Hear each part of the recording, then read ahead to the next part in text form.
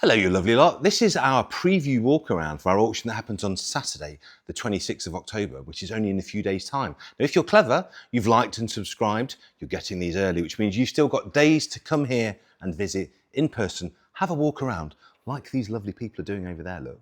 They know what it's all about. Have a poke and a prod, ring your insurance company, check it fits in the garage, and all those sensible things. So like I say, like and subscribe, ring that bell, and we shall steam into what I shall call my Gran Turismo room. This is almost Evo Car of the Year. If you look at all the amazing things we're about to see, a huge amount of these have either been in Gran Turismo or have been an Evo Car of the Year. These are just toys, cars for fun, cars to enjoy yourself with, while we're still allowed to drive ridiculously fast, fun petrol engine cars. We'll start with this, probably the cheapest GTR in the country, R35. We already know they are a phenomenal piece of kit. We already know they are almost, don't take it as a challenge, an uncrashable car, because they are just so clever with the computers, with the power. This one is a 2009 GTR Black Edition, as you can see, very nicely spec'd. It is a Category S car, so it has had a little bump, which is why it's so very cheap. Probably half of what it would be had it not had a bump. But the condition and the quality of the repair on this car is very good. 47,000 miles. Dual clutch automatic, as they all are, so flappy paddle gearbox, and 4 former keepers. So you are getting an absolute bargain from the fact that the car has had some repair to a very high standard, but please do come and assess and check that for yourself. You're not going to buy a GTR in perfect condition in the 20s, you're just not. Had this not been Cat S, you'd be paying in the 40s, but obviously there is a real charm and advantage to buying a less expensive car. The interior is lovely. It's had a bell housing upgrade with my friend Ian Litchfield to the sum of 1,300 quid back in 2016. 4 services in the book, matching Bridgestones, and it passed its last MOT with no advisories whatsoever. Paint is particularly nice on this one as well. Interior, like I said, is lovely. It doesn't need anything, so buy with your eyes wide open, have it inspected by all means, have it checked over, do come and have a look. And of course, we put a full set of photographs on the site where you can look underneath and satisfy to yourself. But if you don't mind a car that's Cat S, and I really don't, I think I'd rather save the 20 grand and smoke about and have all the fun. So there you go, have a look at that one. Great way into R35 ownership. Now moving across, this is the one, isn't it? This is the one we all promised ourselves as youths, the 1999 Nissan Skyline GTR R34. Godzilla, the holy grail of Japanese motor cars. There's a reason that these are worth huge amounts of money, and let's not be beating about the bush. This one is worth a huge amount of money. This will probably go for somewhere between 90 to 110,000 pounds, who knows?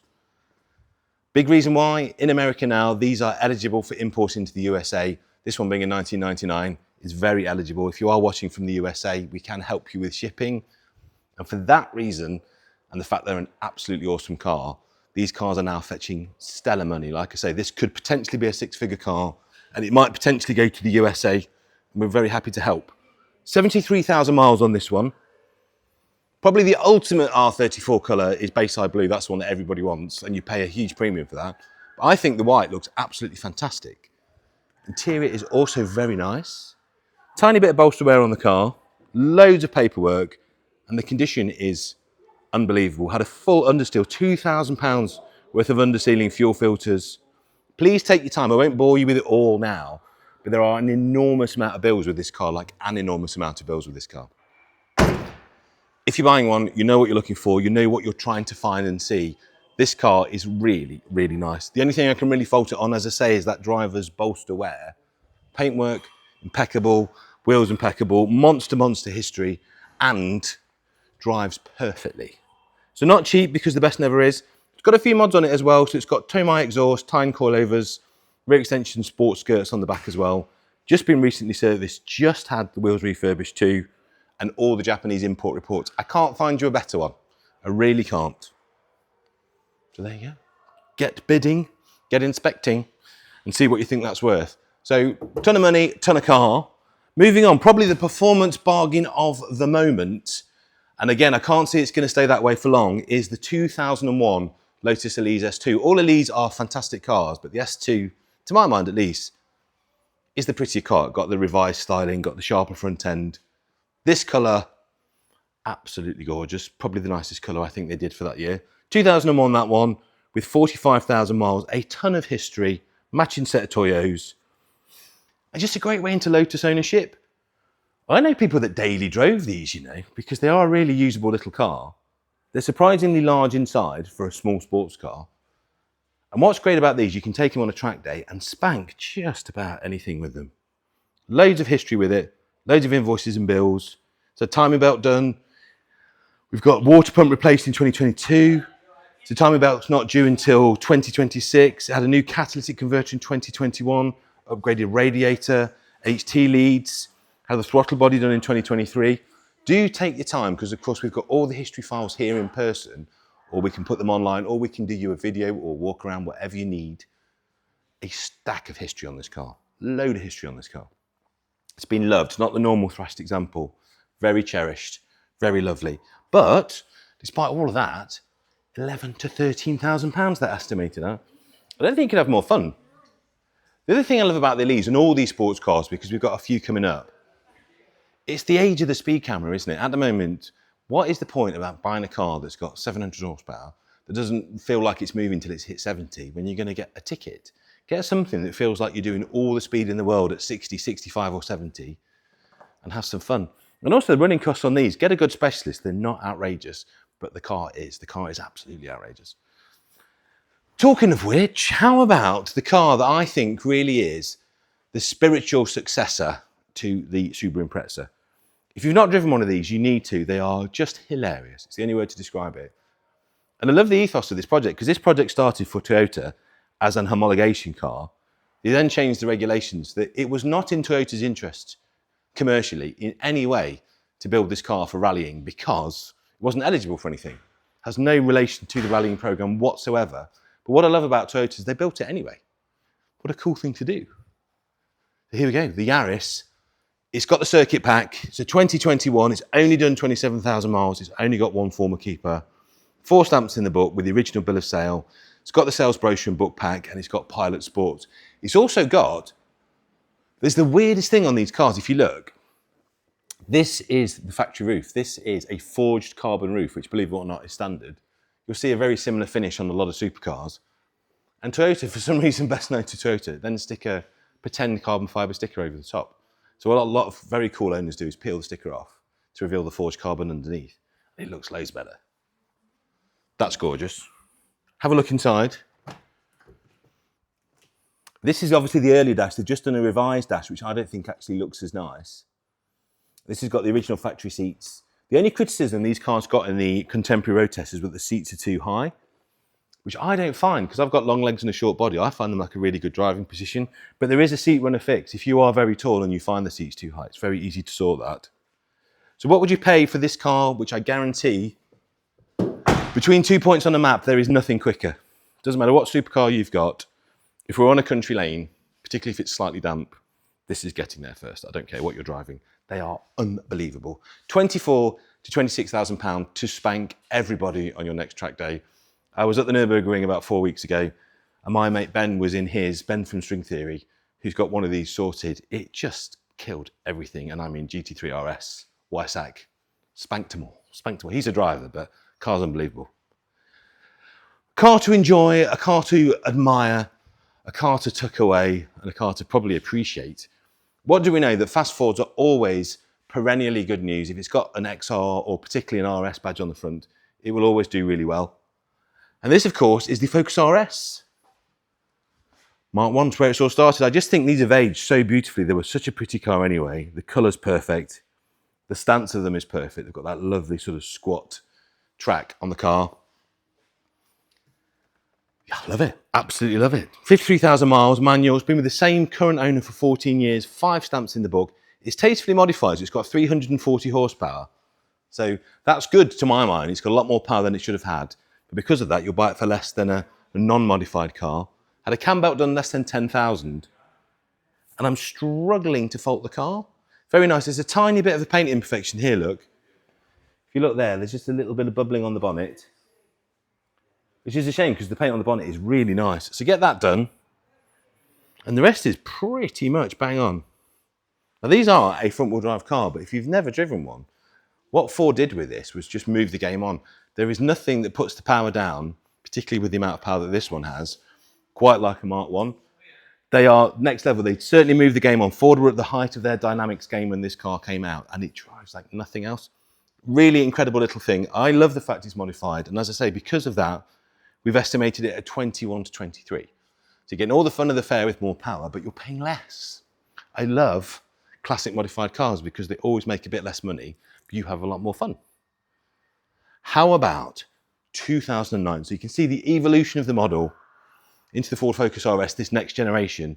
I think a really pretty car. It's in the highly desirable 3-door again, in this gorgeous white, and come and have a look inside here. Again, giant killer. All of these cars that we're talking about, the Yaris, the Focus RS Mark 1, this, true giant killers. You get one that's pedalled well, nothing can really live with them. 22 to 24,000 pound will buy you this one. It's only done 58,000 miles. It's had a cam belt and water pump less than 5,000 miles ago. 13 stamps in the book. And if you've been looking at these, this is the Lux Pack 2, so it's the nicer specification. Get all these funky things like these little blue lights on the door. You already know where these are going price-wise because you look at the previous RS models. Fast Fords will always sell. There's always a market for them, so you can probably have one of these, have your fun with it, have a year, 2 years, even 3 years worth of enjoyment. And unless you put crazy mileage on, you'll come out of it for the same money. You really will. They just don't depreciate. A good specialist will look after that for you. It's got all of the bits and pieces, as I say, with Lux Pack 2, which was a 1,500 quid option back in the day. And it sits well, and it's beautiful condition. Tiny, is that a chip there? No, that's just a little bit of dust. She's mint. Ready to go. Just have some fun. Talking of fun, what the heck? What the heck? Look at this. This is a car that we are talking about that has a focus and a purpose. That car is a Focus. This car has focus. That's the difference. 1995 Caterham Super 7 1.8. I defy you, for the money that this car will cost, which would be about 15, 17 grand, to have more fun than this car. Again, also a car that I think, common theme in this collection of cars today, absolute giant killer. This car. Take it on your next track day. Pick any six-figure supercar that you like, and unless it's tipping down with rain, you will probably waste it. The handling and fun on these is just next level. And this is how you know it's serious. Look, driver brake bias right by the side of you there. So literally while you're driving along, you can change the braking characteristics of the car. That's something else. Got a lovely little roll cage that's built into the side there with a sidebar, which makes you feel a bit more happy. But the thing that really will make you the envy on your next track day, 218 horsepower. You're thinking that doesn't sound like a lot of horsepower, Paul. This car weighs well under a ton. So this will be, I would imagine, probably one of the quickest things out there. You can just tell, aero screens, you've got low drag, so you've got the roll bar, you've got the adjustable brakes. What else can I tell you about it? Got an original Manx registration document, so it will go onto a UK registration. It's got all sorts of bits and pieces, let me tell you. Only 5k miles from new. It's got new sports tyres. It's 238 Newton meters of torque as well. It does have a factory windscreen as well. If you would rather drive it with a factory style windscreen, and for comparison purposes, let me show you its sister car next door. Or you might want it with the aero screens. The nice thing is you will have both and you will have the choice. Yeah, that's a lot of fun. Really like those split rims. I think they're Image split rims on that. Really suit it. Adjustable coilovers as well. A true weapon. If you're going to go hill climbing, sprinting, track daying, and you don't want to spend an enormous amount of money, but you do want to have an enormous amount of fun, she's ready to go, that one. Absolutely ready to go. Now this one, dare I say, a little bit more perfect in its condition, a little bit more road focused. This is your absolute track day banger, although it is fully road legal. This is your Sunday afternoons, cruising out, going to the pub. Still take it on track, still got the roll bar in, still a wonderful thing, and it's very clean.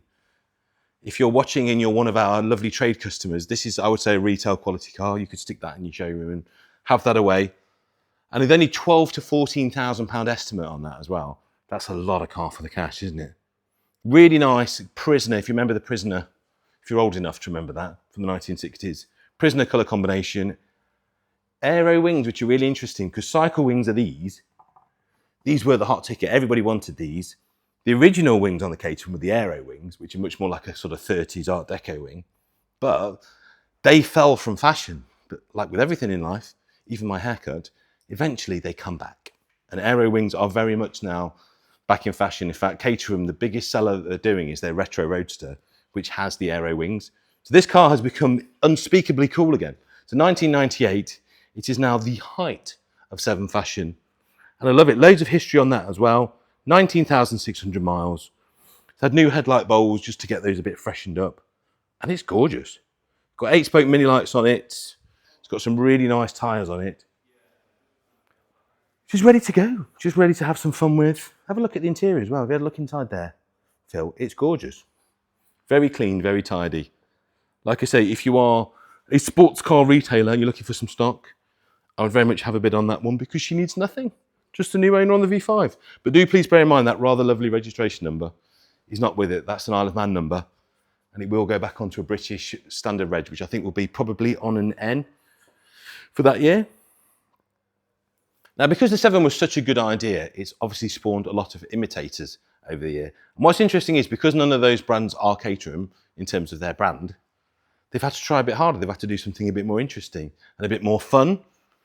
And this is a really good example. The Raw Striker, I've driven one of these. They're a great little car. So you don't quite get the cachet of the Caterham badge, but also for that reason, you don't pay as much either. You get a car that can do all the same things, but for a lot less money. Incredible performance on this one. So this has only done 3,000 miles. It's got a sequential gearbox, so you're banging through the gears like a touring car driver. It's a raw specification, had a ton of money spent on it, but you could buy this for between 7.5 and 8.5. Now what's the engine? Well, the engine, my friends, in this one is a Yamaha R1, which explains the sequential gearbox, but also the noise this thing will make. Unbelievable. If you're looking for a focused track day car, I say go for this one. Bike engine cars are unbelievable. The performance, the noise, the sound, but they're very revvy. So if you're looking for a car to poodle to the pub, that one, because car engined cars are more fun. Bike engine cars just live on revs. You can absolutely thrash him, and banging through a sequential gearbox in a bike engine car on a track, you'll feel like a driving god or goddess. You really will. Adjustable coilovers, limited slip diff, heavy duty bionic clutch, high pressure fuel pump, 4-point race harnesses, all of it. Just look, it's been really well done to a very high standard. Nice carbon inlay on the tunnel as well. That would cost you 20 odd grand, probably more like 30 odd grand to build that same car today. You could buy that for 7.5 to 8. Here's the thing as well. I'm not allowed a motorbike. Mrs. Cowland has said to me, no motorbikes. Many cars as you want, but no motorbikes. If you are a motorcyclist, and maybe you're getting to that point in your motorcycling career, Steve Berry would kill me for saying this, or maybe you've had a little bump or a little slip and you think, I want all the fun of a bike, but I don't want to fall off or get knocked off. Buy that. It's basically a Yamaha R1, but it has 4 points of contact with the road, so therefore much more hard to have an accident, much safer for you. So there you go. If you're a frustrated biker like me, or you're thinking, maybe I'm going to hang up my leathers and have something a bit more safe but no less fun, have that. Bike engined, effectively, a supercar. Moving on. Small, cute, Italian and gorgeous Fiat 500. Now, because we like to give you a choice here at Manor Park, what colour would you like? You can almost come and pick your colour, specification, which side you'd like to drive on. Now again, of course, these cars, because they're over 50 years old, we've got a lot of customers watching from countries like Malta.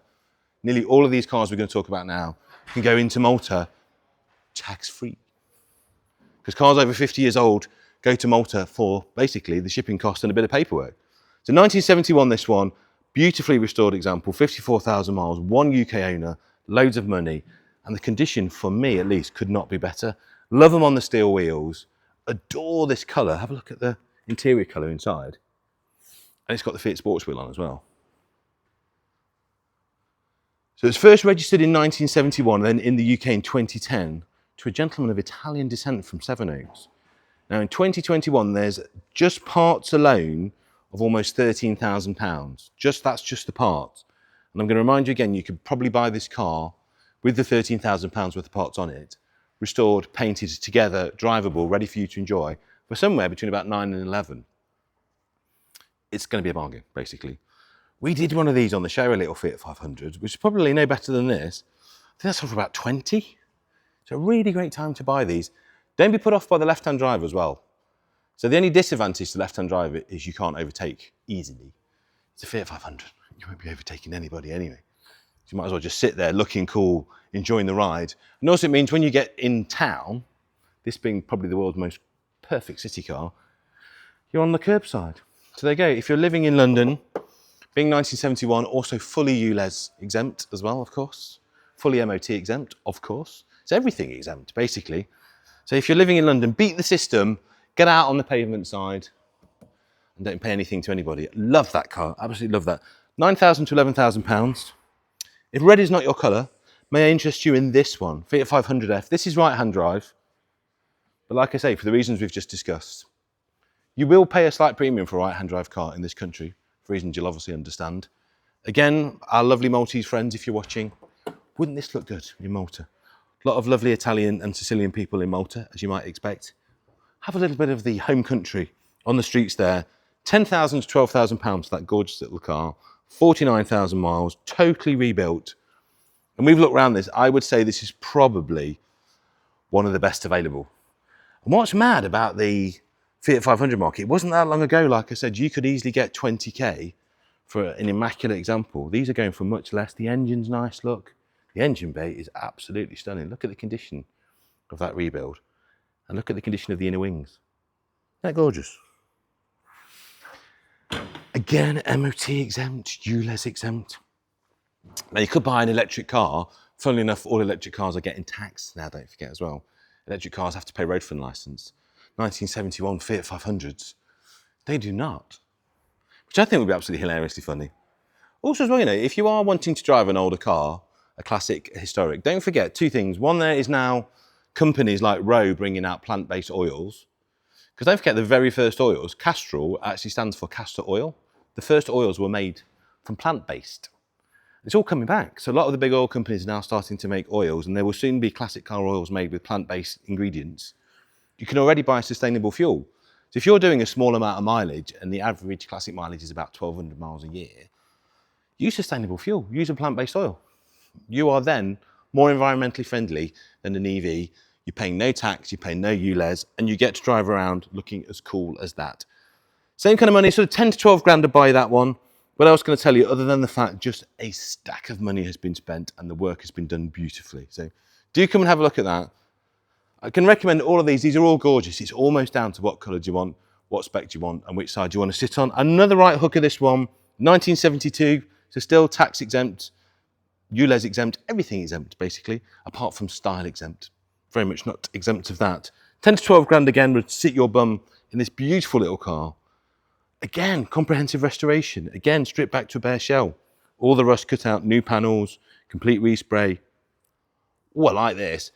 650cc engine and full synchromesh gearbox from a Fiat 126. Now that is resto modding as it should be done. So the purists will say, no, it's not the right engine and gearbox. But to live with and drive with, that is a great way to go. 4 former keepers. This is coral red, which is one of my favourite Fiat 500 colours. It's just so lovely. Again, a stack of money. I bet this car has had probably 2.5 times what the sale price will be spent on it. And look at it. Isn't it gorgeous? Matching set of Toyos, original set of registration plates. I think we are enjoying these at the bottom of their curve for a while. They have come down. So you're buying cars that have probably cost the lovely previous owner 20-something for 10 to 12. Who doesn't want to do that? And like I say, drive it in any city you like because it's everything exempt. And finally, I really like the quite funky little wheels on this. Have a look at the wheels. 1970 this one, so again, everything exempt. We send it out to Malta, we'll sort the shipping for you. I don't think we'd even need to put it in a crate if we sent it to Malta, but I could just put it in my hand luggage and almost walk it out. Bargain of the sale, this one, 5 to 6,000, imported from Italy in 2003, hence the fact it's left-hand drive. 500cc engine on this one. It's got the original Carta di Succione, I can't pronounce it, but the Italian people will know what I mean. And it's just a lovely little thing. So obviously not quite as minty as the others, but very presentable, very, very tidy. It's got these lovely Still Auto Ray alloys, which I think are great. So they're a bit like an old Barani wire. Very rare wheel, actually, on those. Cinturato tyres, V5C, registration document, load of invoices, and a V5C. That's a great looking car, isn't it? Love the little picnic basket on the back. It just exudes cuteness. And as I say, because it isn't kind of like the absolute concours restoration that the other three are, 5 to 6 grand. I defy you to find a car that's more fun, more cute. Yeah, how can you lose money at that? 5 to 6 grand. I mean, the interior is probably 1,500, 2 grand. Great little car. Yeah, left-hand drive. Again, all of these are exportable. If you want to send them back home to Italy or to Malta, we can organise all of that for you. What a fantastic thing. Yeah, 5 to 6 grand. Love that. Right, this next lot is very special. 1928 Hadfield Bean Tourer, and for that, I need a man who remember what the 20s was like. George. You've got proof of that as well. So George, nearly 100 years old, this magnificent Tourer. It's very special. We think it's the last one left. It almost certainly is the last one left. Yeah. You need to read the complete history about this car. I've always felt, since we were given the opportunity to try and sell this car, it is extremely special in every way. Its history with the car, particularly at the time when Bean were in trouble and getting this help from Hadfield, which were steel manufacturers coming in to actually shore up the company. And this has had a wonderful history. Basically, in the blackout in the war, in the Second World War, it was hit by a cow in a field and was left derelict until 1968, when it was in pretty poor state. It's then had about 4 or 5 owners who've restored it to this magnificent as it is now. And let me just show you why I like this car, for many reasons. So we've got history on this car since 1936, and it's only a 1928 car. So we've got nearly all of its history, haven't we? But well, nearly all of its near 100-year existence. Well, there's a bit on the dashboard where there's a dealer's plaque, right, which was probably been there since the car was new, right? And I've been trying to chase whether that dealer existed. I have books from 1922 and 1933, but I haven't found. But it's still on the car. It's one of the things that was there when it was found in 1968. But just look at this engine in here. The detail is absolutely magnificent. I mean, the old-fashioned plugs, look how it's all been, look how the wiring has all been beautifully protected, not just strung around like Blackpool Promenade. The plaque up there, these covering up all the electrics with Smiths. Look at the old plugs and standby. That, to me, you see what this engine's all about. 4-cylinder, just over 2,000 cc. And it's just an elegant car. You can have such fun. I've driven this car and it's fantastic. So let's talk about the touring bodywork. So we've got this lovely leather retrim in the back, fabulous dashboard. As you say, over the years, it may have sat in a field at one point, but then it was rescued and an awful lot of money has been spent on it. It's just phenomenal condition. But again, as we were talking about with some of the other cars we're looking at today, very usable and something that you can take to shows, high days and holidays, decent roof to keep you dry when it rains. Yeah, and anything else, it's got the side screens as well, which is in the trunk in the back. And this is in a day before you had petrol gauges. The petrol gauge, you have to look at down there, which you probably can't see. It's got a sight glass, is it? It's got a sight glass, it is. Oh, fabulous. Yeah, absolutely. And obviously with this all goes up, the hood, as I say. But the thing that's nice about this, and I think if I just hold that up, this will show you how the car was and how it was found. So obviously it was in a pretty poor state. Just put that on there. Pretty poor state. And this is where it's been finished, and there it is in all its glory. It really had a full coach build, didn't it? Oh yeah, it was in a pretty poor state when it was. There is some photographs of it in an even worse state than this, and as you can see, it was £295 when it was new. I genuinely do think that there is probably not another one of these tours around. Having said that statement, that might... If you have one, please get in touch, because we could actually start the Hadfield Bean Tourer Owners Club, well, and it could have 2 members in it. Well, somebody did tell me that there was one in a museum down in Devon, and I've actually spoken to them in Devon, and they haven't got it. Oh, there you go. So I was doing a bit of research about it. But if you are that museum in Devon and you'd like one, then yeah, I've spoken to him. Yeah. It's up for sale. Oh, is it really? It's at Morton Hampstead. Oh, right, okay. Yeah, and I know the guys down there. They've got a fantastic stuff. I've been in it. But it's just a lovely, lovely car. You could take it anywhere with this, and it will just get thousands of people looking at it. Well, it is museum quality, this. But don't stick it in the museum. Don't stick it in the garage. Use it. It drives. It works. Everything is perfect on it. Now, it was, as you say, just under 300 quid when it was new. Today, we're going to be looking somewhere more like 17 or 19, this one. You know what's interesting? I've just been speaking to lovely Kurt from Fast and Funded, our finance partners. I was saying, Kurt, could you get finance terms on a 1928 car? He says, mate, that's not even the oldest car I funded. So if you like this, you haven't quite got the 20 odd grand it's probably going to make, speak to Fast and Funded. If you do it soon, if you do it when the video comes out, they could put a credit line in place. You could bid on this on Saturday and be just paying a few £100 a month. I mean, we've only skimmed through part of the history with this car, And I urge people, if they're interested in the car, come and have a look at the car, make their own judgment. Come and read the history file, because it's been in magazines, it's well documented and written by, over its years, so that you can see the history of this car. There's very few cars. Lots of cars have got history,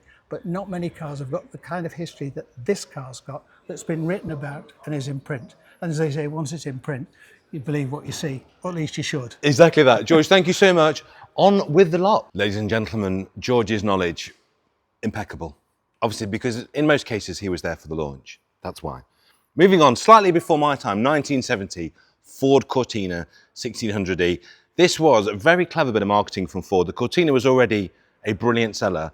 Somebody at Dagenham worked out, if you made it lush, luxurious, an executive, mid-size, compact saloon, who thought that idea could ever catch on? So way before BMW did it, way before Mercedes did it, Ford had the idea of a super luxury saloon for the everyman that the businessman, because it was men in those days, where they were very sexist, could aspire to.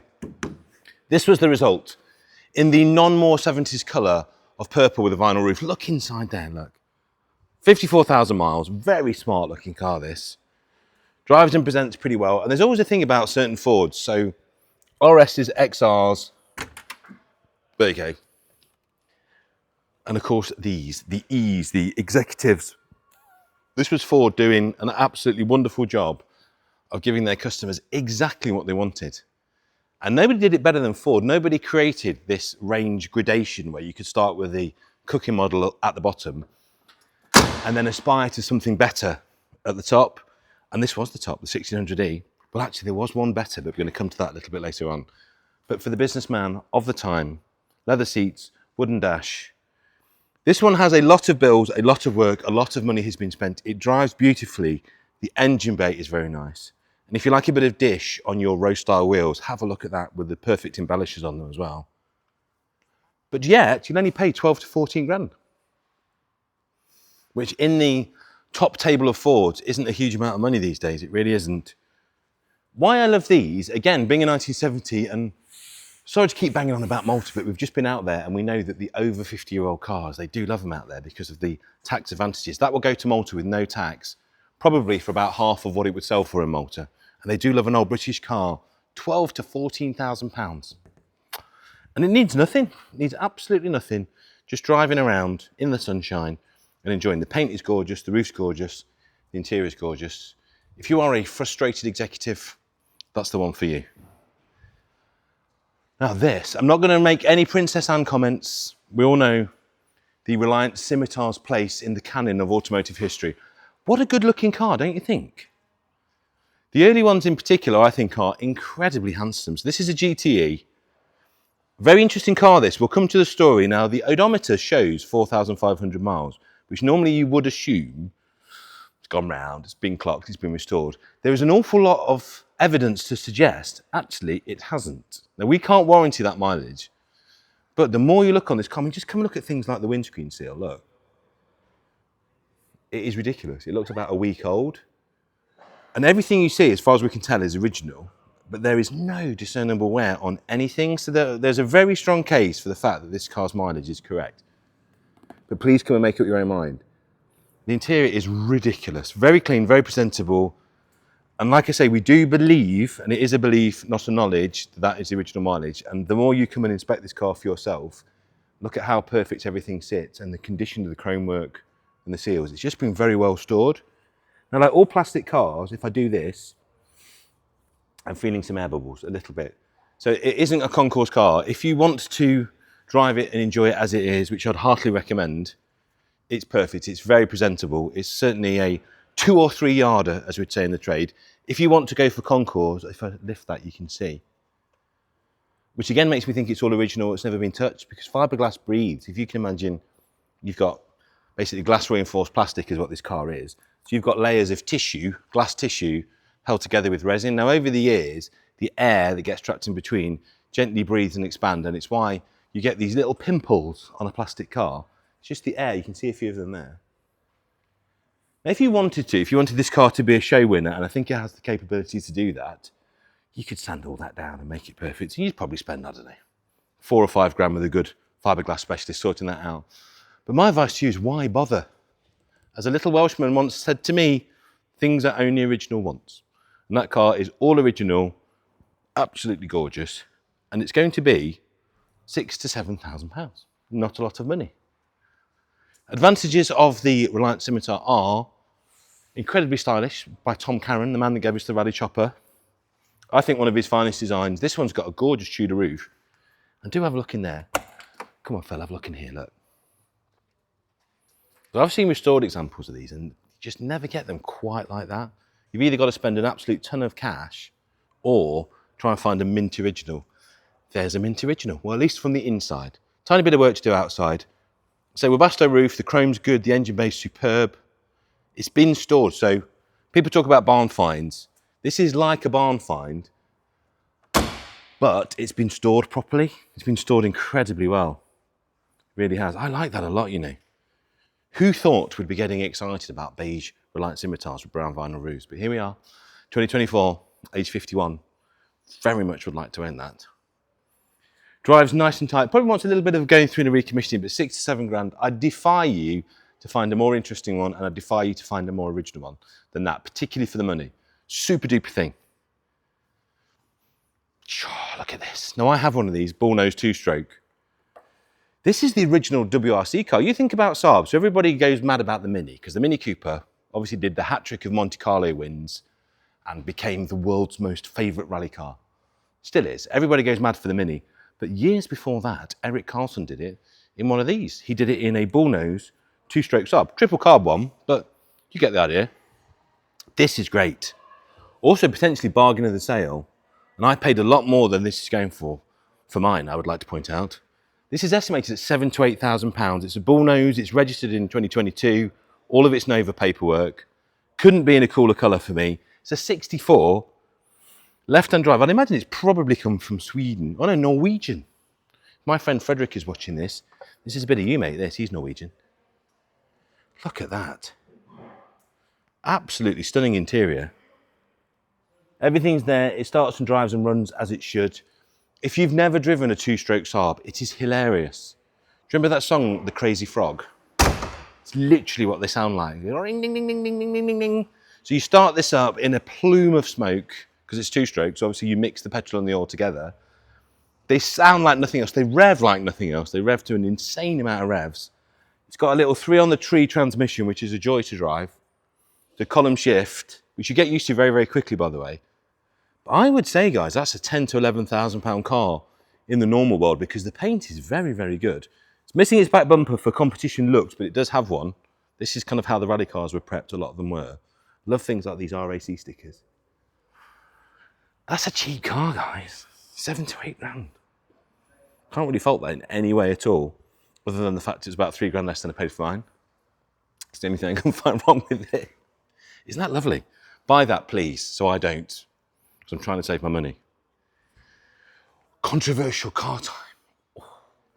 So what is the future of classic cars? Well, my belief, and it's only my belief, is that stuff like this, running on a synthetic sustainable fuel with plant-based oil, is doing no harm for the planet, and we should all continue to do it. And I think there's a few of you out there probably think the same. So don't worry if you're buying this stuff, there's a future for this. We'll all be driving this stuff until we die, and they'll still be going long after we've all gone. But what if you want to make a difference? What if you want to do something that makes it feel like you're saving the planet and you're driving under green motoring credentials? You cannot get better than this. So this is a very nice car in its own right. So this is a 65 Beetle, very nice year, getting to the end of the slopey headlight look, which finished for the 67 model year. In 68, they went to the square headlights. So I think these are very pretty. You'll notice as well, incredibly rare option of a factory roof. You hardly ever see that on a Beetle because they were so expensive. Gorgeous. The shell on this car is impeccable, absolutely impeccable. So lots of things to love about this. It's a US left-hand drive import, loads of invoices, loads of receipts. But why am I saying this is potentially the future of green classic motoring? Because if we come around to the back, where there should be an air-cooled flat 4, there is an electric motor conversion. Now converted by none other than Moggy of Electric Classic Cars, who I would say, despite his questionable facial hair, is a lovely man and incredibly talented. So if I was going to get an electric car converted, I wouldn't do it, sacrilege. But if I was, I'd go to Moggy because he's absolutely brilliant to what he does. The best. Now this car was actually raffled for charity and bought by a certain Chris Evans. So previous owners of this car include Chris Evans. And I have driven this car because it's come from our friends at Cayman's International. And I don't want to say it. Don't tell anyone. It drives really well, just really well, like really well. Got a lot more go than a standard Beetle. It's basically got 2 gears. So it's blocked off half the gearbox. You've got like a high-low gear. And it actually is a lot of fun. Pains me to say. So if you are living in the great metropolis of London or any big city and you want to cock a snook, the range is obviously not massive. Let me try and find the range for you. It's probably about 100, 120 miles. They've got a 70 horsepower motor, which don't forget is probably about 30 more than the car would have had. So it's almost double the power of the standard car. Drives really well with a funky little high-low box, so you still feel like you're changing gears. It charges up. It makes actually a very nice noise as well. I'm selling it to myself, aren't I? But 2 things. Number 1, there was a Cowland gear that sold, I think, with our friends at Bonham's recently, with a slightly higher power motor and a bit more wallop for £40,000. This is estimated at 22 to 24. And if you were to do this work, Moggy is brilliant, but he's not cheap. You'll be spending probably twice that, I would have thought, probably a little bit more. Converting a classic to an electric car is not cheap. And to buy a Beetle in this condition, a 65 in this beautiful condition with a factory roof, I bet you'd be spending 15 grand to buy the base car before you even did the conversion. At least, probably, if not more. So you've got a 15 odd grand Beetle with probably a 30, 40 grand electric conversion that you could buy for 22 to 24. That's a bargain. Future-proof classic that you can drive anywhere. And if your kind of role in life or your social circle depends on you being environmentally correct, there's the way to do it. Very nice. And unfortunately, drives brilliantly. I hate you, Moggy. You're so talented. Right, 1977 midget. Back to petrol engines now. That was a small excursion into the exciting world of electric cars, which are surprisingly good, it turns out. 1977 MG Midget 1500. No reserve. People always say, what's a good classic car, Paul? I'm new to the hobby. I want something that I can just smoke about in. I don't want to spend a load of money to buy. I haven't got the bandwidth to try and find loads of rare parts. I want to be in an owners club. I want to have fun. MG Midget or MGB Roadster is always the answer. There's a reason why these things are so numerically popular, because they're brilliant. They're great to drive, great dynamics. They are a hassle-free classic. It's very unlikely that you will have a problem with this car that cannot be sorted by someone in the club and that the part cannot arrive tomorrow to fix it.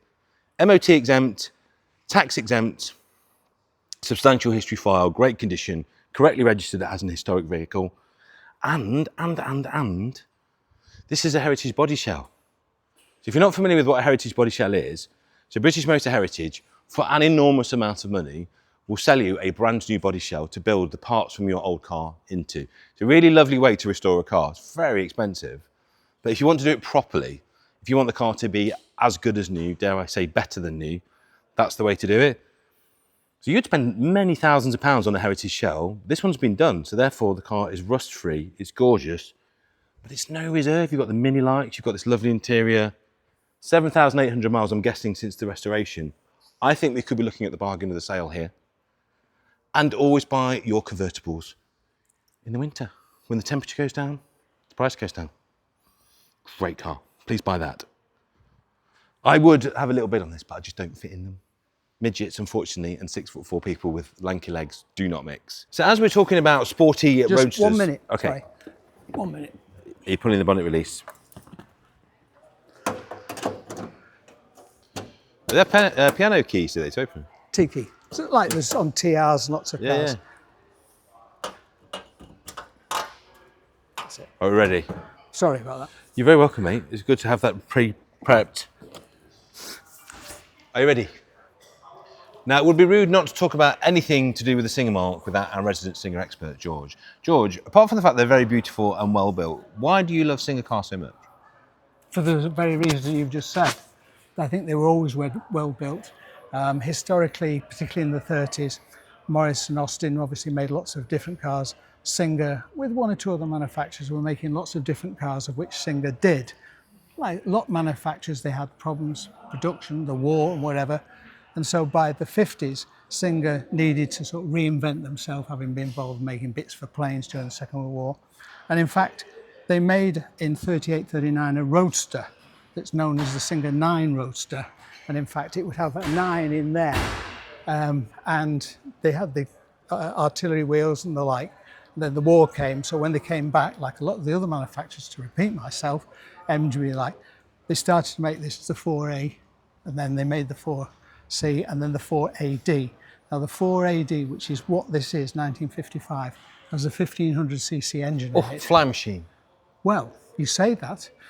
If you read some of the books that have been written about these cars, a lot of them were shipped to America, and in fact they raced them. Did they? Oh, absolutely. So this has been something like an MG contemporary then? This has been sold against the MG? It is exactly a contemporary, but it's a 4-seater. Yeah. Right? And it's much bigger, isn't it? With the 1500 engines, they really go. Now, this particular car was driven to the sale. 160 miles. Correct. But the point about it is, in June, it did the same journey to a Singer event that was up here in Cheshire and back.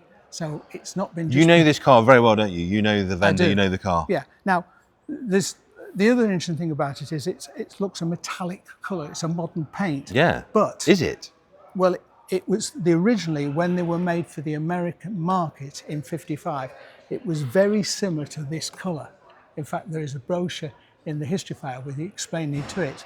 Now, this car, to the best of my knowledge, has never been to America, but the colour that it was sprayed was very similar to this colour. I love the colour. Well, absolutely. Now, it has obviously got rid of its original wheels and has had these spoke wheels put on, which don't have the spinners and the likes. They're bolted on by nuts and bolts. They look very good though. It looks like it's had some new tyres on at the front. Well, it's still got hairs on the tyres. But you see, it's the detail I like. If you look at that, it says SM in there, Singer Motors. They've gone to the trouble of doing it in the hubs as well. Yeah. Right. And that tells me about all the detail that relates with this car. Obviously, you can fold this down, so you can be quite sporty if you want to. That's easy enough. And just look under the engine under there. So and am I right in thinking, George, these are rack and pinion steering on these? Yes, I think they are. That's a bit ahead of its time for 1955, isn't it? It is. But there's the engine. Look, it's still got all the tool kit. I look at detail with cars, all right? It's not been bright and shiny, it's not been polished, it's not a show queen. It's a very, very practical car. So whoever would this, I know people have taken these into Europe frequently. We have the chairman of the Singer Owner Clubs on one of these.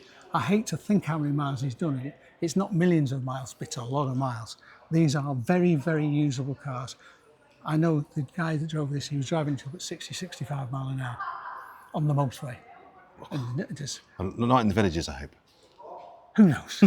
I'm not going to pass it. But look how all the hood folds away. Yeah, it's got the side screens. Yeah. It's very, very lovely hood line, as you say. It tucks very and flush. There's a little bit of paint here. That's probably when he's had the side screen knobs, it's rubbed it away.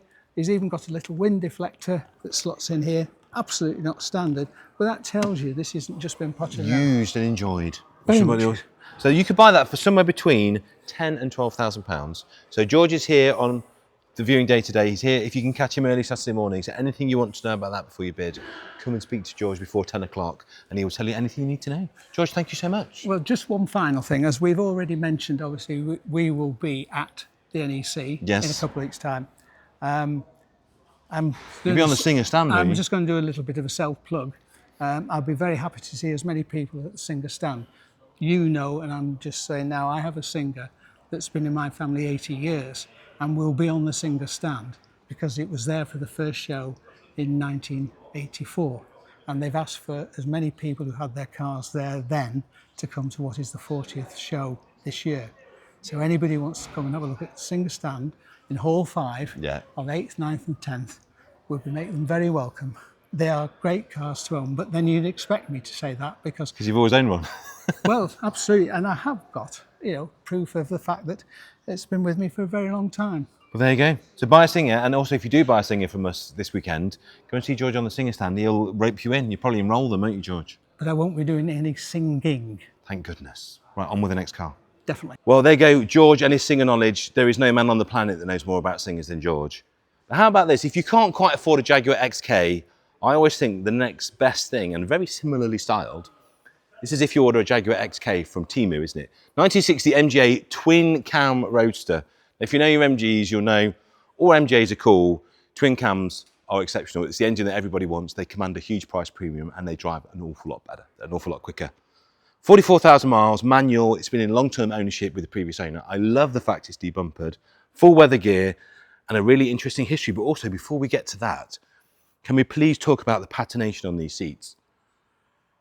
I think if you repaired or restored these, you should be shot.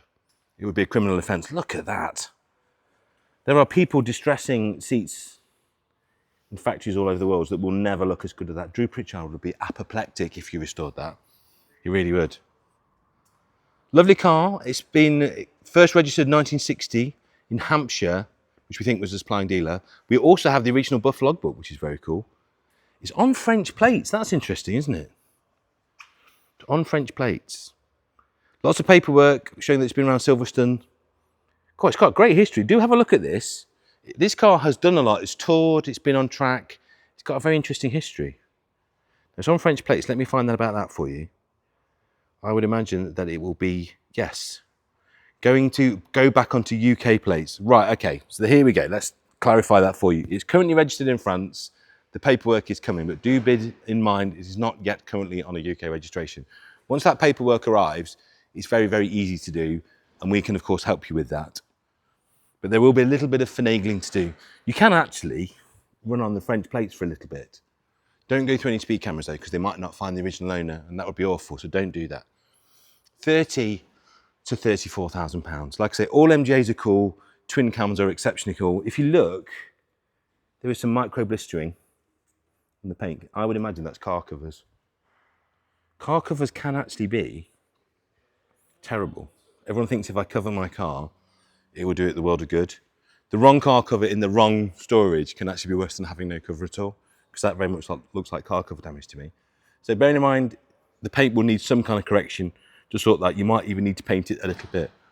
But a very well historied, beautiful condition MGA Twin Cam Roadster for 30 to 34. I like that very much. Now, a car that I was obsessed with as a little kid and I still can't quite get out of my system, and yet I've not owned one. Why have I never owned an RS 2000? Possibly because they've always been quite expensive. They really have. This will always be the staple of the fast Ford canon. And with good reason, really. I don't need to tell you the competition history of this car, how many rallies it won, how it was every boy racer's dream in the 1970s and 1980s. This is a 76, this one. So again, totally exempt of everything. Very nice inside, particularly on the seat bolsters. It's a broad stripe as well, which is the one that everybody wants. You can't believe these are 76, these cars now, can you? It is a South African supplied from new. It is an earlier restoration, which it sits in very, very well. The team have driven it and say it drives absolutely gorgeously. It's the desirable custom broad stripe, distinguished immediately by the wide tape line on the body side. So that's basically on the side, you've got that. And we think, not a full history on this one, but a very good history. It was resprayed in white in 1983. It was actually yellow originally, which I think is even better. It does work in white, but it was originally yellow. If you're a purist, the paintwork is very good. I would leave it, because it would be an awful lot of money to paint it. It just doesn't need it. Paint's actually really nice. But underneath that once was a yellow car. Lovely inside. Now the mileage says 1,000. There are only 5 digits on the odometer, so it's not an accurate reflection of the actual mileage. So I'd imagine that's probably gone round. But obviously don't forget the car's also been fully restored. What a nice thing. What would you pay for something like that? Well, I think you'd pay somewhere between 25 and 27. It's very pretty, it's very straight, and it drives perfectly. So if you want an RS that isn't absolute moon money, that could be the one. Other Fords that I would like to have in my garage. Now, how lovely is this? I do love an evocation. This is an evocation, not the real deal. If it was the real deal, we'd be talking some very different numbers. Mark II Cortina Lotus, 2-door from 1968. There is much to love about this, not least of all the fact they're a rare car. The Mark IIs are obviously much rarer than the Mark Is. It's beautifully patinated, this. So it's done as an Alaman evocation. It's not a real Alaman, as I said. And the roof has been done with a gold vinyl wrap, but very well, I have to say. Paintwork is very presentable, in lovely condition. Does need a tiny bit, it's slightly faded. You could spend a couple of Sundays with some cutting polish and make this really nice. I wouldn't go too mad, you know. I wouldn't try and get this to look too perfect. I think the charm of this car is exactly what it is, looking like an old race car. And talking of which, it's got a David Brooks race engine in this as well. Now the car does need a recommission, The owner's very kindly put 2 rear arches in, suggesting that he thinks the rear arches should be replaced. They really aren't that bad, you know. I think that's a sign of a very conscientious owner. I think I'd probably get a couple of extra seasons out of that before I bother to swap those. It will need a recommission. It will need to go through the workshop, get a little bit of love, a little bit of a sort out. But my word, what a thing to drive. 15 to 17 grand. And if you think, were that a Mark 1, were that a real Alan Man, how much more you would spend? So you're having all of the fun for teens, basically. 15, 16, 17, you'd buy that and take that home. Fees on top, still an inexpensive car. A couple of days in the workshop to get it running right. And that's very nice. So what else can I tell you about that engine? Yeah, it's just nice. Got wooden steering wheel been fitted and a Milton gear knob, which is a very nice touch as well. Cracking motor. So much character. I think you'd turn up at your Ford show or classic car show and you'd get the nod. We always talk about the nod, don't we? Cars that you can buy for not outrageous amounts of money that people just go, yeah. And people would just go, yeah. If you turn up in that. Now, let's look at this. This is gorgeous. What do they say? Money shouts, wealth whispers. That's what they say, isn't it? I think if you restored this, you would be whispering. Although you probably wouldn't be very wealthy after you'd restored this, to be fair.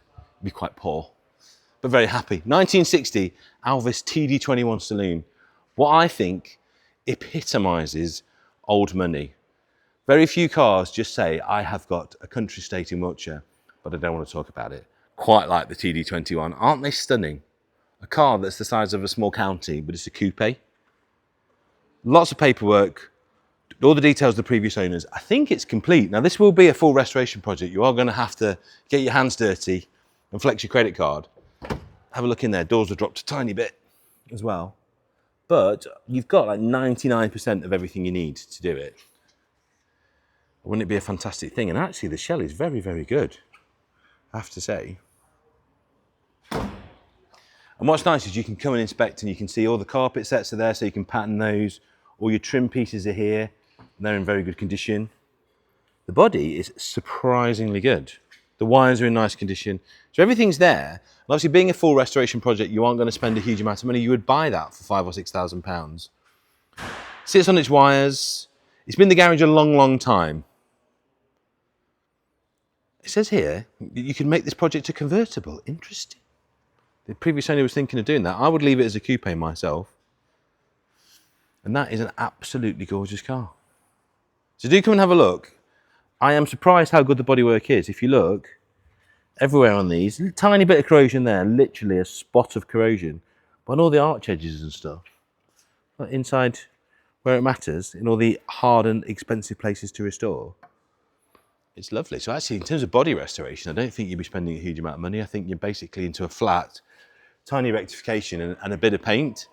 Don't get me wrong, you're still going to be well into 5 figures to get this car done properly, but you'd have a lovely car to start with. So there you go. Moving on to what I keep saying this, and you're not listening, to one of the most criminally undervalued cars in the classic car scene at the moment, the Alfa Romeo GTV. Look at other Alfas that are a little bit older and have Giulietta, the other older GTVs. All of the 60s, 70s and even 80s Alfa stuff is worth gazillions of pounds, quite rightly so, because they're beautiful and great fun to drive. But as yet, the 2000s GTV is still pocket money. You can buy these for not a lot. This is a GTV coupe, 2-litre twin spark 16 valve, and they just get better and better looking every year. They look more and more like a concept car and show car every single year. Love the headlight treatment on these as well. This one has done, drum roll please, 38,671 miles, 2 former keepers. That mileage we think is absolutely legitimate. There's a whole lot of stuff to suggest that's true. 15 services in the book since 2007. And the question you're all asking online is, has it had the cam belt done, Paul? And yes, it has, in May 2023. So there you go. All your questions answered. Now let's be absolutely pedantic. Don't forget this is a no reserve car, so it's not going to be expensive. Bit of paint discoloration, which I think will, yes it will, that will come up beautifully. There's a tiny dent on the bonnet, but she's got good bones. She's clean, she's level. The arches on these can go a little bit frilly, and this one hasn't at all. I like that. I might have a cheeky bid on that, you know, guys. I think that's going to be a bit of a bargain. If you've not driven one of these, it's pure classic Alfa. Great fun to drive, you chuck them about. Being the coupe as well, it's a little bit stiffer and the handling's a little bit nice. It's a manual, it's the right colour, it's got black interior. Guarantee that with that mileage, just literally make it perfect. There's There's a little stone chip that's gone over there. And can you just see it? I don't know if you can see it on the telly. It's pink to bit. Old red paint oxidizes in UV, and it goes a little bit pink, but I guarantee a decent detailer, 180, 190 quid, days worth of detailing on that, she would look pristine. I think that's a potential bargain of the sale. That and the MG Midget, if you're looking for lots of fun for no money, put those on your list, lot 15. Now this will not be inexpensive, but what it will be is very inexpensive for what it is. So this is a 2008 Bentley GTC, gorgeous, isn't it? Best colour, quilted leather. And Charles just bought me a cup of tea off camera. Thank you very much, Charlotte. Much appreciated. Now when these were new, these were a lot of money. Like I said, you could have bought a small house somewhere quite nice for what this car cost. But today, with 55,000 miles on the clock, you will spend somewhere between 16 and 18,000 pounds to have it in your driveway. And I guarantee you'll feel utterly special every time you go out. But let's look at the numbers. Let's play top trumps together. 552 brake horsepower, because this, my friends, is a W12 twin turbo. Utterly, utterly delicious engine. So much power, a wave of torque. I mean, these are a quick car. I know they're a heavy car, but 550 horsepower is not small. They waft along beautifully. Four-wheel drive, of course, so I wouldn't drive it in the winter, but you could daily this if you wanted to. 16 stamps in the service book, high specification, and those beautiful 20-inch splits on this as well. It's Portland with beluga leather, if you're wondering what that colour combination is. Last service was in May 2024 at 55,000 miles, so it's just been serviced. Don't you love vendors that do things like that? Vendors that, A, look after the car in such lovely condition throughout their ownership, but also before they put it into an auction, knowing they're going to sell it, have it fully serviced. Really nice. I am struggling to criticise this car. The paint is beautiful. There's a tiny, tiny mark on the near side front wheel. The thing about these 20s is they are huge. The tyres are very good. You've still got hairs on the tyres, look. Yeah, this has been maintained regardless of cost. You could buy that with fees, probably under 20 grand. And I'm struggling to think what 20 grand buys you in a modern car, a second-hand Vauxhall Corsa, or, come on, we're only here once. Petrol's getting cheaper. I'm just having a discussion with two lovely people who are here to view today. Where I live, petrol has got 10p per litre cheaper in the last 6 months. That's the universe telling you to buy a W12 twin turbo. That's what it's doing. But this car's back in again. We sometimes get this. Sometimes cars go in, cars that are slightly harder to value, like certain classics. We put them in. If they don't make the money, we can put them in again. So again, if you're a vendor and you're not sure, we will try and obviously get the most amount of money for you. That's what we do. If it doesn't sell for the price we both hope for, we can put it in a subsequent sale for a little bit less, and we've both learned something. So no, don't worry if you see a car that's come into 2 sales. It happens. This one's back in again with a lower reserve, of course, 7.5 to 8.5 grand, which is crazy for a 68 gear. Why the 68 so nice? Because it's the last of the thin bumpers. It's the last of the pretty ones. Really lovely car, this. It's got 4,500 on the odo, which would suggest it's gone round. It's got a nice colour combination. A little bit of paint bubbling on this. Again, it looks like storage to me.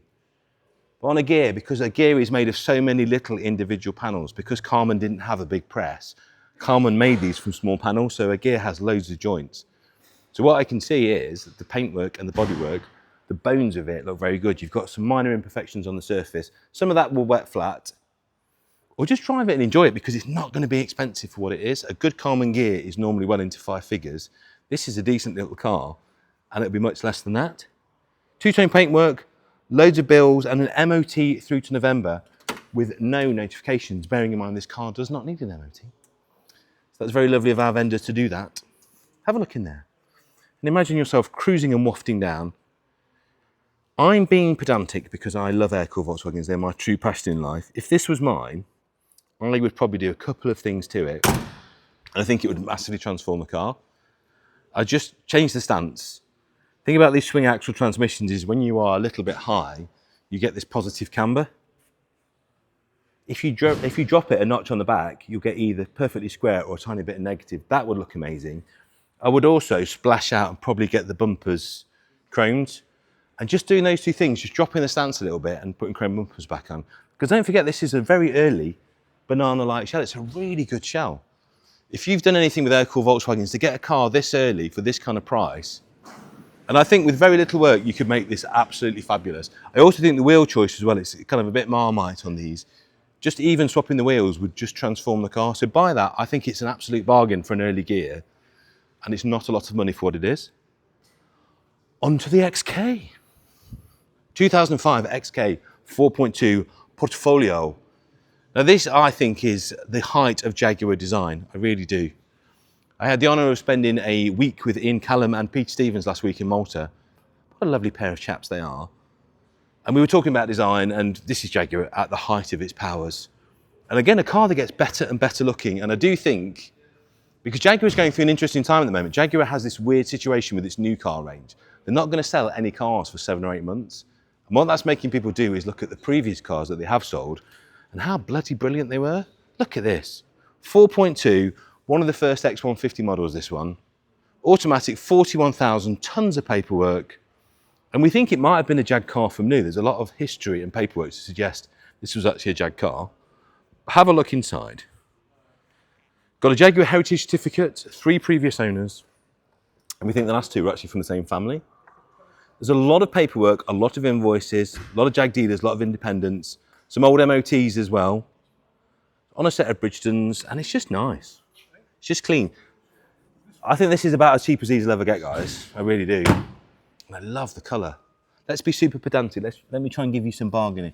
If I was being mega pedantic, and this is just normal car washing swirls. So when people wash, if they don't use a perfect new wash mitt and a grit guard every time, you get this tiny micro swirling, which a decent detailer will get out in a day. What a lovely car that is. Doesn't it sit well? And I think the earliest ones look absolutely stunning. Pretty car that. I would like to own that. And again, I keep talking about cars that you can buy for not a lot of money. This is a modern classic. So you should, if you have another car to use as well, get some kind of classic policy on this. But you could use this as a daily driver. So I don't know what you're paying on your lease at the moment. I don't know if you're running some kind of Eurobox, some kind of PCP. You're paying 300, 350 quid a month. We've all done it. Why? Why are you doing that? We're only here once. Cars are here to enjoy. Nobody knows what's happening in the future. Let's enjoy stuff like this. Get rid of your Eurobox.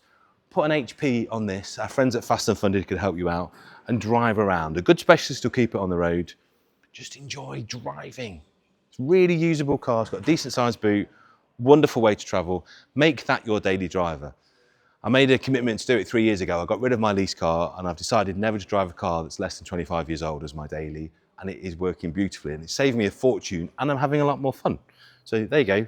That car will be 20 years old next year. Maybe it's time for you to do the same. 2004 Mercedes SL 500. Talking to cars that look way more expensive than they are and drive way more expensively than they cost. How about this? 2004 Mercedes-Benz SL 500, 57,000 miles from new. And you'll love this. New ABC bump fitted last year. Recent alloy refurbishment as well. Desirable panoramic roof model. That ABC pump, by the way, if you've ever done one of those, they are the thick end of £3,000 to do. And this has just been done. Bearing in mind the car's going to be 6.5 to 7. Half of that cost has just been put on the car for you by changing that pump. 9 stamps in the service book, book packs and wallet, 2 sets of keys. What is not to love about this? With the AMG alloys on, and of course it's the full fat 500. What was I just saying about the Jag? And this is it even more. So the Jag's obviously into 5 figures. This is a 4-figure car that you could run every single day. And again, bear in mind, petrol's getting cheaper, not more expensive. It's in the right colour, with the right interior, and somebody has just spent a ton of money. Interestingly, even though it's a V8, road fund licence, if you're going to go for the full 12 months, 410 quid a year on this, so it's not hugely expensive. Just mega thing. SL 500, what a way to travel. And you should, if you're using it as a classic, so a lot of insurers like Haggerty, they will insure cars like this, even though they don't technically qualify as a classic because they're not 25 years old. They'll do it on usage case. If you're driving this as high days and holidays, you will get this for not a lot of money. What a fabulous thing. 6.5 to 7 grand with a recent bill for 3. Do the maths. Do the maths. Right, another little car that's back in, which I love. Could be a bargain again. If we don't sell them the first time, we'll put them back in, we'll lower the estimate, and who knows? Because that's the thing about auctions, just because a car doesn't sell the first time doesn't mean it's not a great car. It just means on that particular day, in that particular sale, there weren't the right people for it. And of course, fast forward 7 weeks, new sale, new people, lower price. off we go again. 1969 Daimler V8-250. So not a Mark II Jag, but the rarer and, dare I say, more desirable, to me anyway. Everyone raves about the Jag. I love the fluted grille. I love the fact these are the tiny little sewing machine V8. They make the most wonderful sound, and they're so smooth. 72,000 miles, tons of paperwork, and just a really nice condition. Have a look in here, team. Tell me you don't want to drive around in this. Look at that.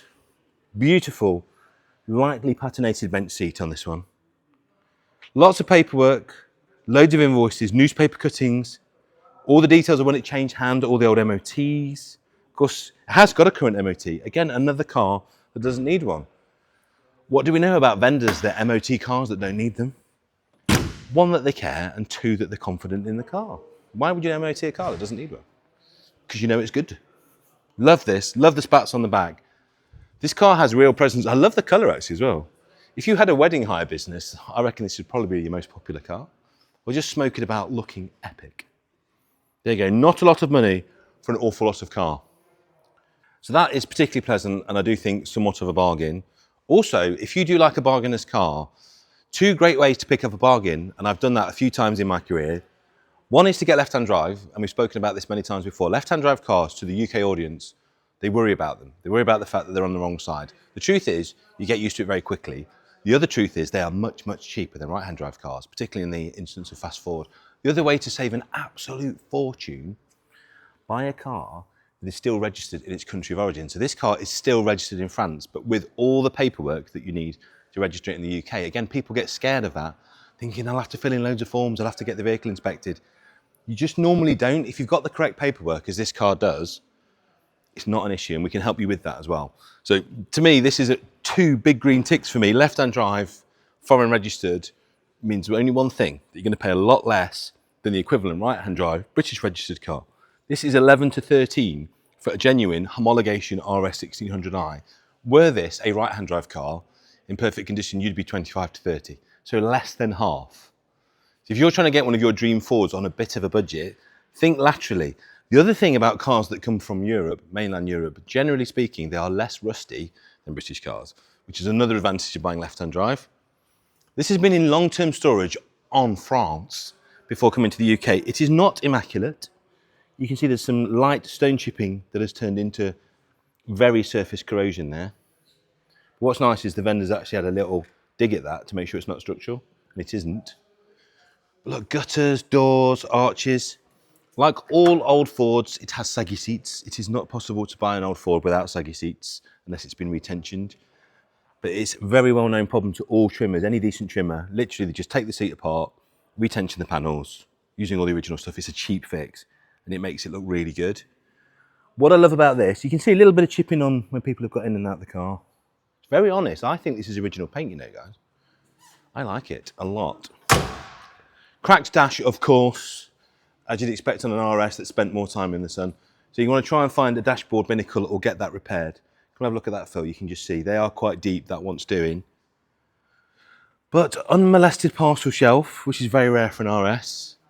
All there, all complete. And like I say, less than half of what the equivalent right-hand drive UK car would be. So come and have a look. We've got some paperwork. We can't HPI a car from France because it doesn't appear on the UK system, but we've gone through all the history we can, and it appears very legitimate and presents correctly. But do come and have a look for yourself. I personally think that's probably the cheapest way you'll get yourself into a real RS 1600i. And if you're not familiar with the model, do a bit of research. They're mega. They're not just an XR3i. It's the proper Group A race homologation car, sodium-filled exhaust valves, much sexier engine. It's a proper little competition banger, basically, not an XR3i. But you're probably paying XR3i money for that one. Big, big tick for me. How about this? This has made it, now normally I'd put this in the Woolworths bargain toy section outside, but this is so nice, so nice. This has made it to the big league. This has made it to inside here at Manor Park Classics. Isn't this pretty? Now we always bang on about Haggerty Festival and Exceptional. If you've not been yet, it's one of my favourite shows of the year. Cars that were once everywhere, on every street corner, on every driveway. And because they were so mundane and so ordinary, nobody thought to save them. If this was an Escort Cosworth, of course it would have been saved. But a 1999 Ford Escort 1.6 Flight in immaculate condition, who thought to save that? Well, whoever did Did a wonderful job of this one. 42,000 miles. It's beautiful. 12-month advisory-free MOT. And just look at the paint, look at the edges, look at the arches, look at the seats. Bear in mind what we're saying about saggy Ford seats. Look at that. But the best thing is, all of this beauty, all of this usability, and you know the best bit? No reserve. No reserve on this car. I'm really struggling to fault this. I think you and a box of Dodo juice on a Sunday afternoon, you could be a concours entrant contender for next year's photo. I'm not just saying that, guys. This is potentially a concours quality car at photo, and you would arrive like a god in this. It's no reserve. You get to set the price. But let me tell you a story. You may have seen, was it the last auction or the auction before? 2 auctions ago, I bought for my daughter from here a beautiful little Fiesta 1.3 LX. 22,000 miles, full history. I'm guessing a little old lady owned it from new. We've been driving that car a lot. We've been driving that car almost every day. If you're trying to get transport, just a lovely thing, again, keep talking about cars you can use. Late 90s, early 90s cars are fantastic to use because they've got airbags, they're really quite safe, they're very reliable, they drive and use like normal cars do. But you could pick this up, I don't know, a couple of grand you might buy this for, maybe a tiny bit more. If you're a young driver, you want to get into the classic scene, you haven't got a huge amount of money, buy this car and use it. It's exactly what it was made for. Like, we've been driving that Fiesta almost every day. It has been faultless. And the funny thing is, if you go back to Ford dealers, I went to my local Ford dealer at Sandycliff. Admittedly, my mate is the dealer principal there, but they have a service scheme for older cars. So actually, to take an old Ford Escort back to a main dealer is probably as cheap as taking it to a specialist because they subsidise all the labour and parts. 300 SL, other end of the scale. Super affordable, super usable. How about a nice high days and holidays, Bobby Ewing 300 SL, isn't it gorgeous? 90,000 miles, which is running in mileage on a Mercedes. Beautiful colour, beautiful interior, presents very well, UK supplied, right-hand drive example, all the stamp service book, and it's got the hard and soft tops. Very important when you buy an old SL, make sure you've got that. Now, 300 SL isn't the biggest one, but it's 177 brake. It will do 125 miles an hour, which is illegal, if you're not sure about that. And it's just a really nice car, it presents really well. Prices for these are all over the place, like the really minty stuff. If you look at the SL shop, who is kind of like the best place to get them for, they will charge you a small mortgage amount of money for an immaculate one of these. And this, I would say, is almost a retail quality car. It's very tidy and straight, but you could buy this for somewhere between 19 and 21. Usable, practical classic that never go wrong, always hold their money, are phenomenally reliable. And if you're looking for a car to tour across Europe with a couple of squashy bags in the boot, stopping at the finest hotels and restaurants and ending up at Monaco, that is the car I would take. You'd have a very lovely time doing it. In terms of bills, it's got a temperature monitor, rear seats, paintwork preservation, heated rear window, lots of extras over the year, great service history, and 26 stamps in the book. If you like your cars with provenance and story, there you go. I like that a lot, but not as much as I like this. Now, why on earth this did not sell in the last sale, I have no idea. If I wasn't buying a car for Mrs. Cowland in the last sale, I would have bid on this. And fair warning now, I might have a little bid on it in the next sale. Because it's very rare that someone does one of these and they do it so well. And think about when you do a replica hot rod, because this is a fiberglass tub. It's really hard to do them effectively not using a steel shell and get it right so that in most cases the purists won't turn their noses up.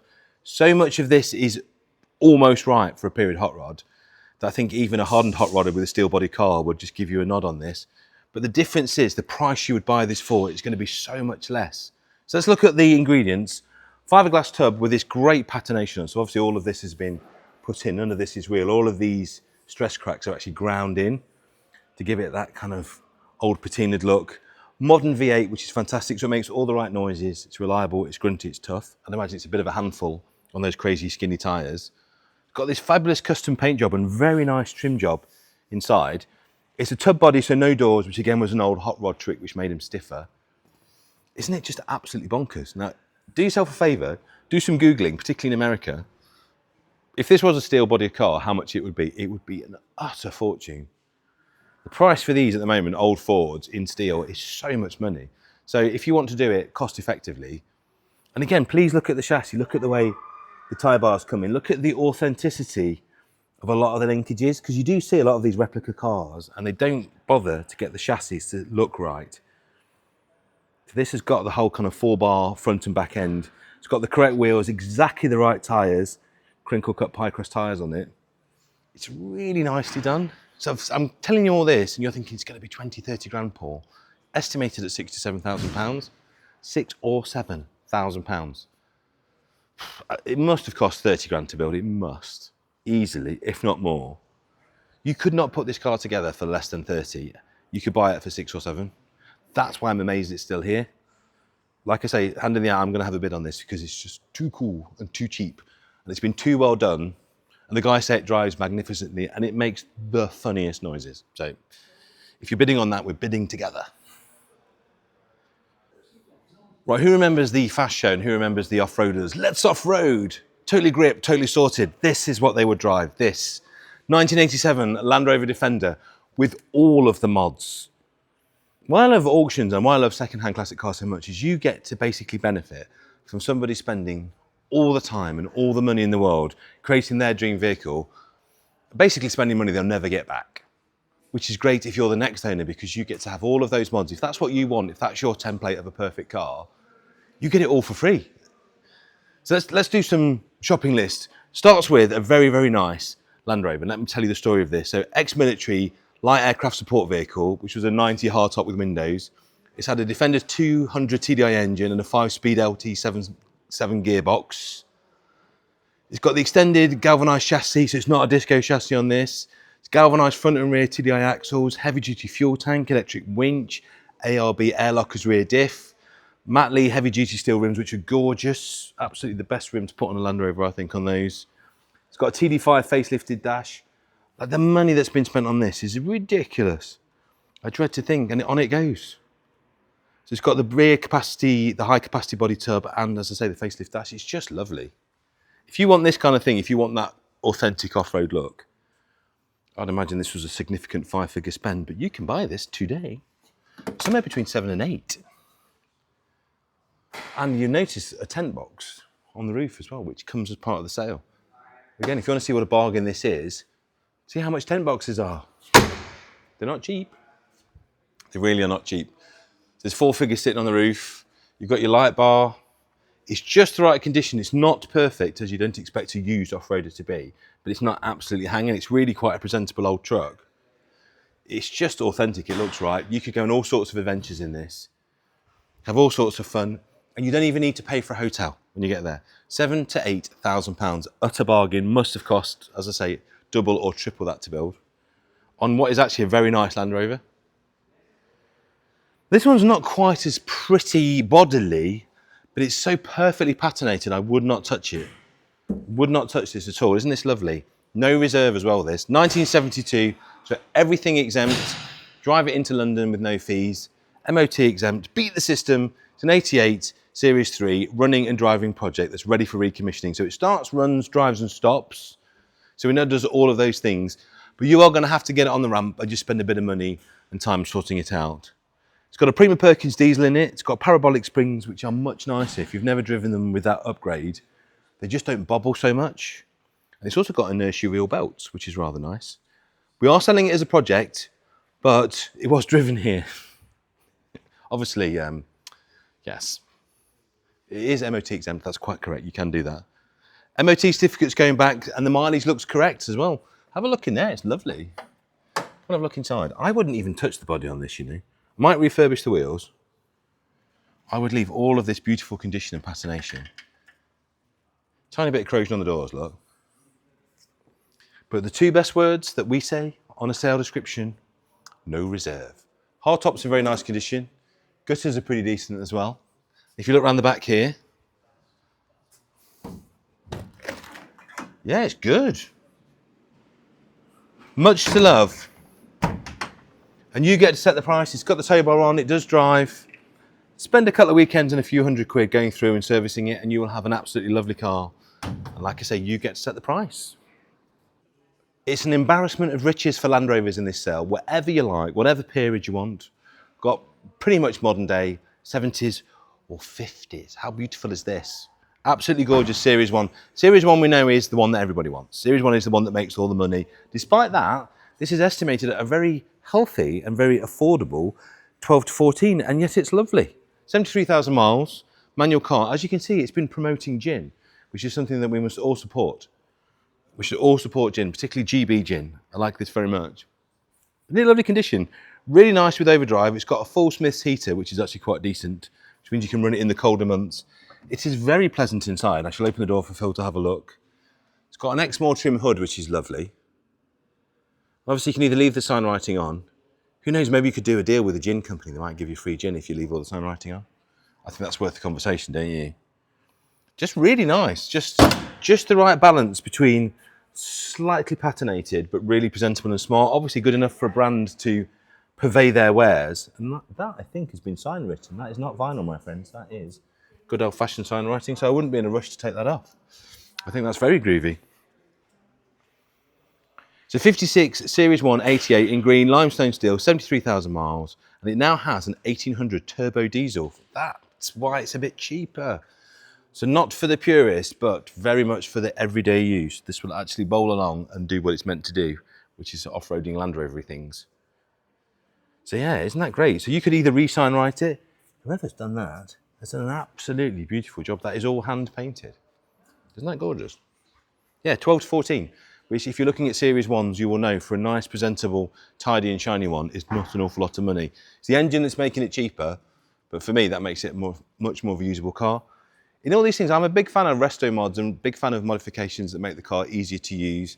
You pay less for them and you use them more, which is, why would you not want that? Talking of cars you could use every single day, particularly if you're towing, Mitsubishi Pajero 2.8D.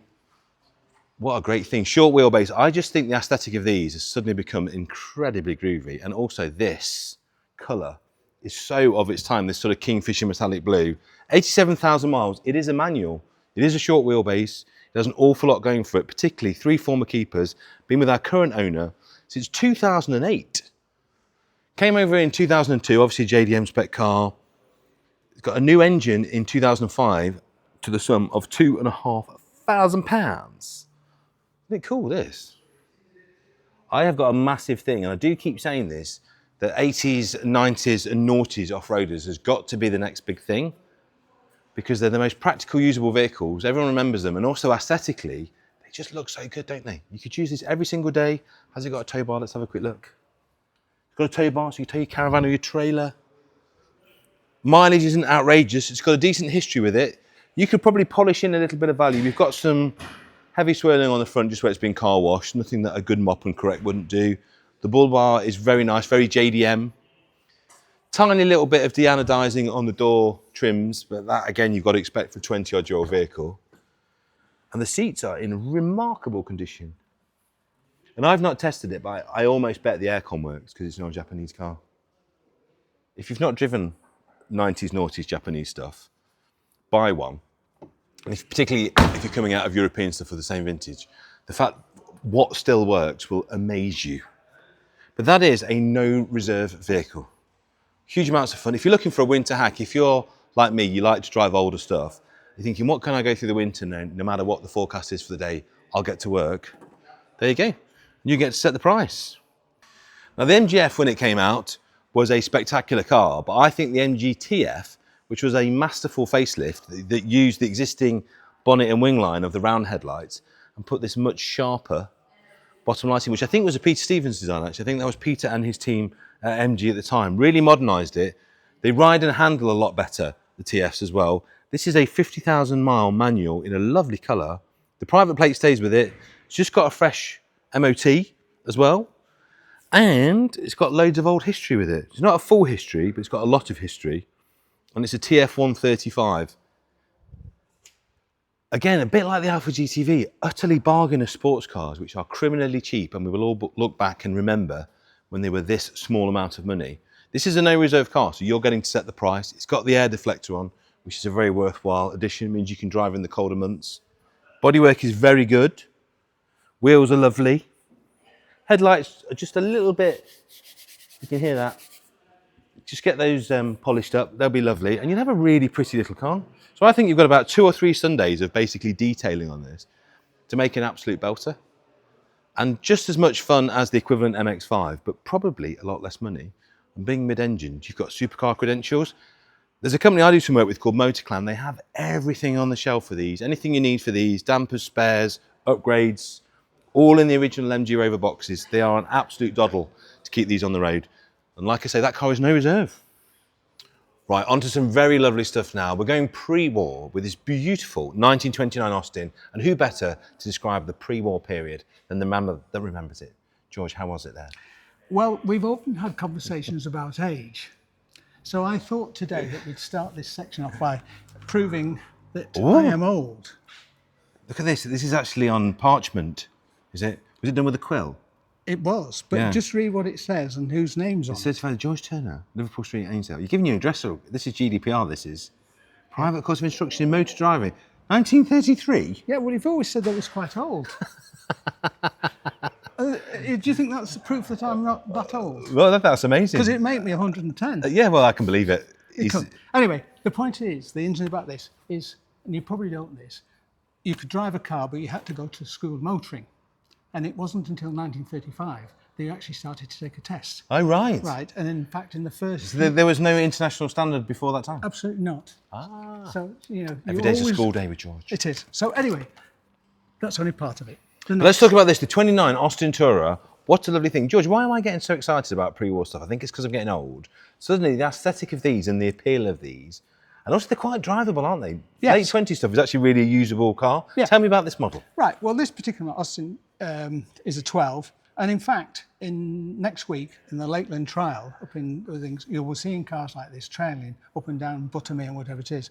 Unbelievably strong cars. As most people know, Austin and Morris were the two major manufacturers in the 20s, followed by a number of other countries. So this is a 12, four-seater Tourer, and you know, it's a really nice car to drive in sort of perfect condition with the interior. And there's lots of interesting things about it. I was going to show you, but it has a clock in it.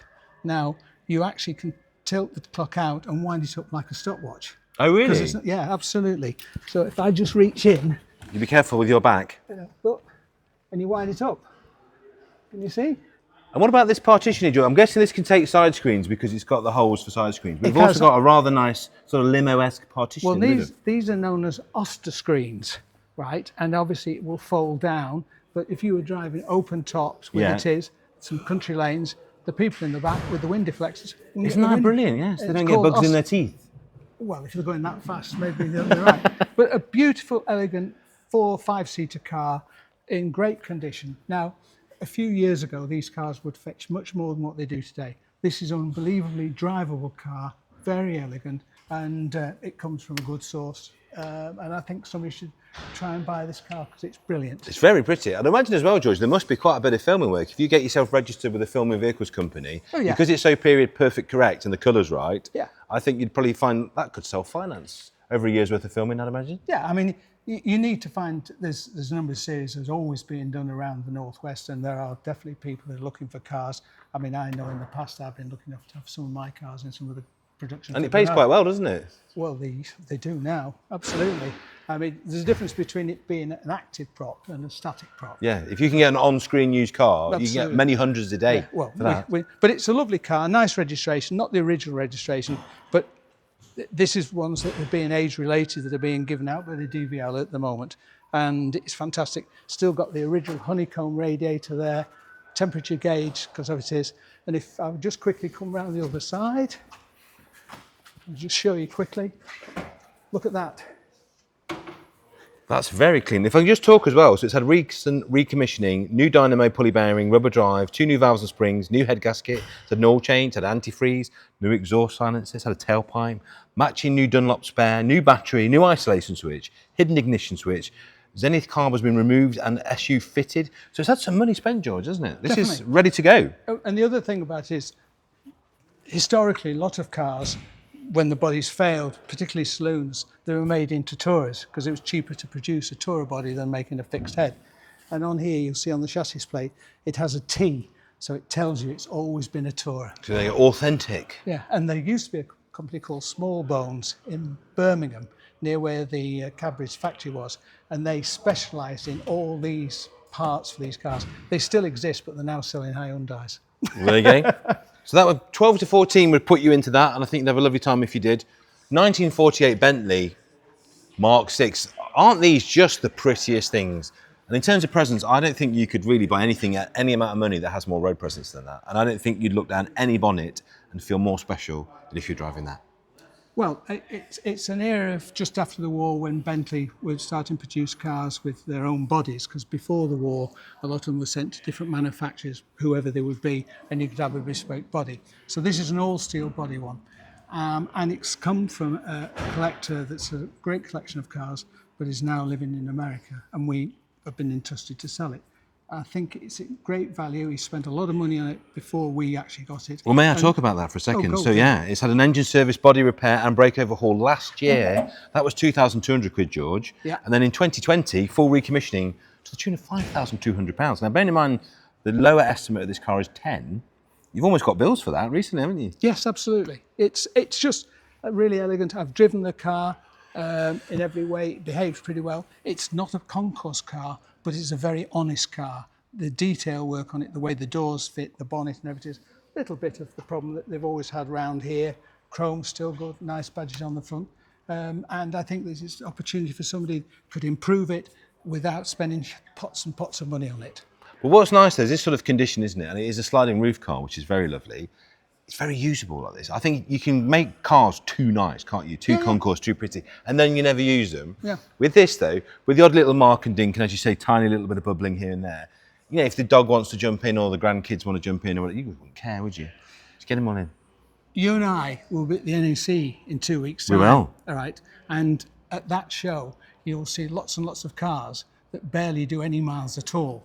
And I've been, and you will have been to, and I've been in America, concourses where they actually take cars to event with covers over the wheels, so they don't get any. What's the point? But that's the problem. Yeah. You don't get the fun out of the car. It sits in a garage, and every now and then you start it up.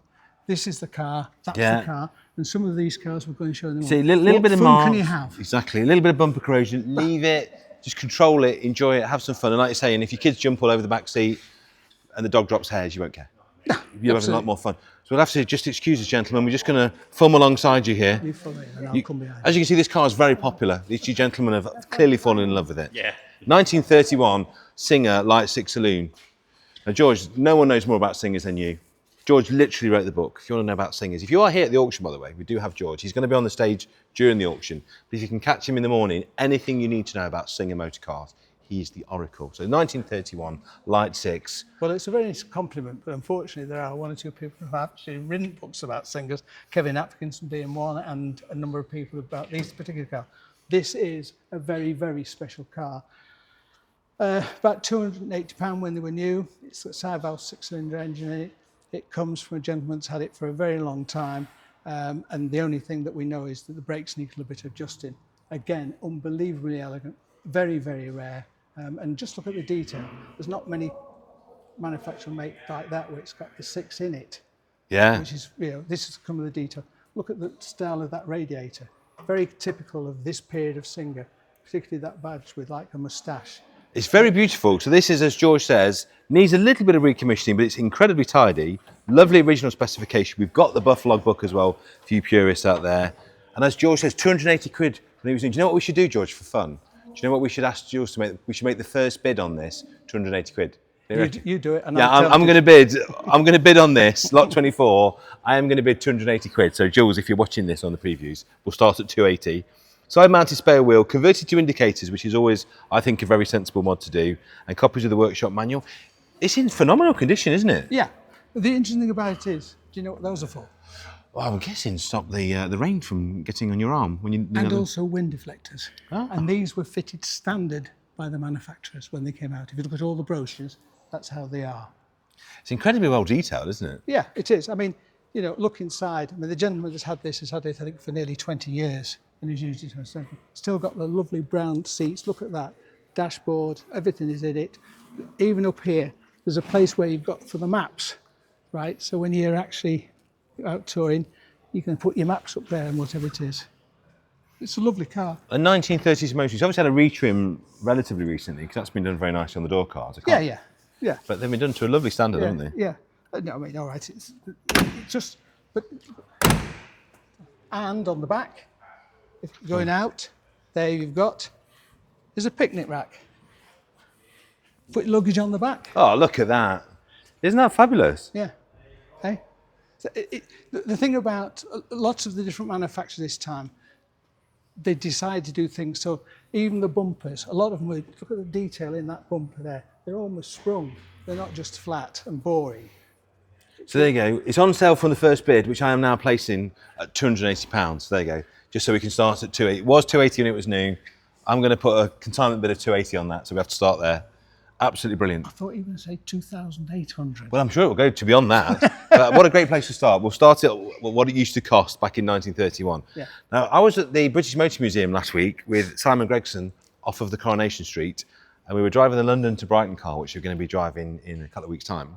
It was really fun about the age of the car. Oh, yeah. Simon thought one thing of 19... And neither of us were right. No, because they didn't start making cars till 1900. Yeah, so we are driving the 1901 Wolseley in the London to Brighton. But whilst we were there with Stephen and the lovely team at the British Motor Museum, both of us, inexplicably, they have a P2 in the museum up on the top deck. And Simon and I were looking at it, not knowing that we had one in the auction for this sale.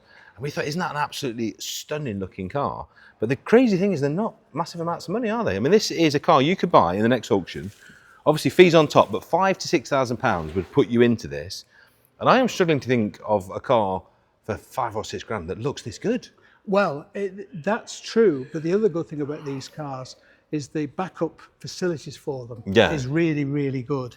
I mean, I had a Rover P12, 1937, so it was the 4-cylinder. This is the 6-cylinder.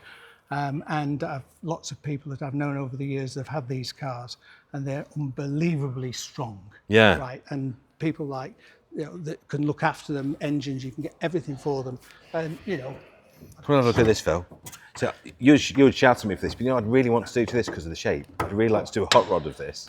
Don't do the other side. There's always one problem. Yeah. Sorry about this, chaps. Do you think, has anyone ever hot rodded one of these, a P2? I think it would look absolutely amazing. Oh, yeah. There we go. There you go, look at that. Yeah. So there you go, lovely straight 6-cylinder engine, strong as an ox. I know people that have done the Beaujolais run and things like this, going out picking up wine in a car like this. That sounds like a lot of fun.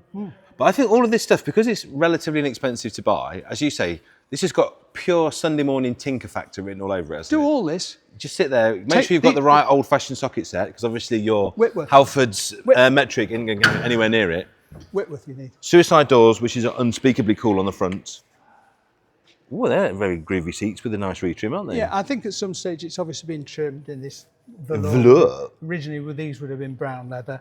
But it's a tremendous amount of car for it is. They were kind of a poor man's Rolls Royce in some ways. Yeah. With the quality. So Simon Gregson, if you're watching this, and I know you are, he's having a good season on Coronation Street at the moment. Use some of that ill-gotten acting gain.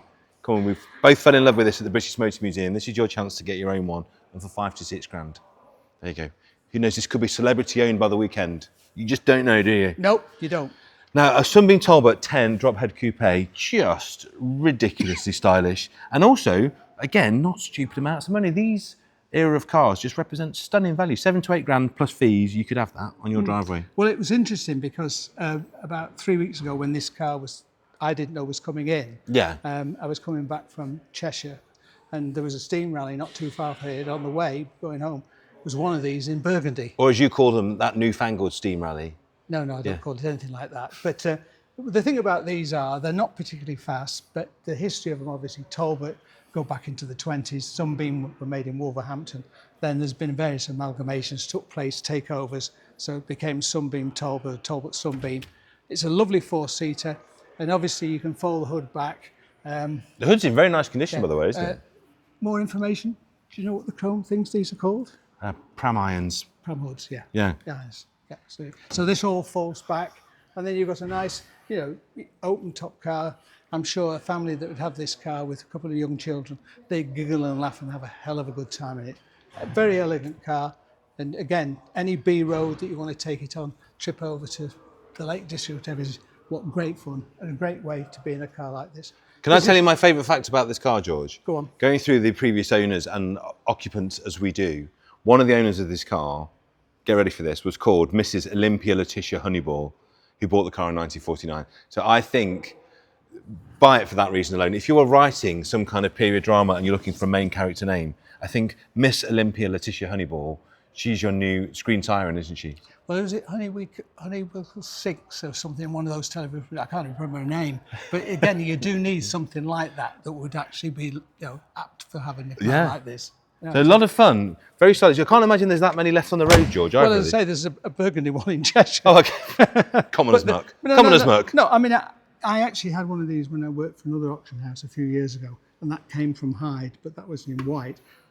This still is a period when manufacturers still had a bit of saying, right, look at the style of it, how the radiator, look at this little bezel. Very Art Deco, all that, isn't it? All of that lot, and these lovely slats with radiators.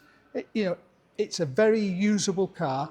There's nothing you need to do with it. I mean, yes. It doesn't need a bit of recommissioning. It starts, runs and stops this, but we would recommend, just for safety's sake, just a little run through on the brakes and a service, and away you go. I think that any of these cars, that when you buy them, you hope there's not too many problems, but there will be. I mean, I have a car, which we'll talk about maybe in a bit, that's been in mine for a long time. But every now and then, I still have to have something, the petrol won't come through, or the brakes are binding. It's a fact of life. It's true. As you get older, you need to be more tinkered with. Well, that's true. I mean, this car's nearly 90 years old, isn't it? So it's paid its dues. What is amazing is you can use these all the time. And in the summer, I'd imagine a lot of the days. Moving on, the sporting saloon. Now, BMW have made it a very common concept today, but prior to that, you could argue it was MG. So MG came up with a Magnette. MG, known for their sports cars, decided to put all of that sporting appeal, handling fun, performance and a lovely engine note into a very handsome saloon. And that's this, 1955 MG Magnette ZA. Gorgeous. The more detailing you look at this, you've got things like this radiator cap, a lot of great old MG details. You've got, if you look inside, this fabulous dashboard on these as well. This is a UK home market car in right-hand drive.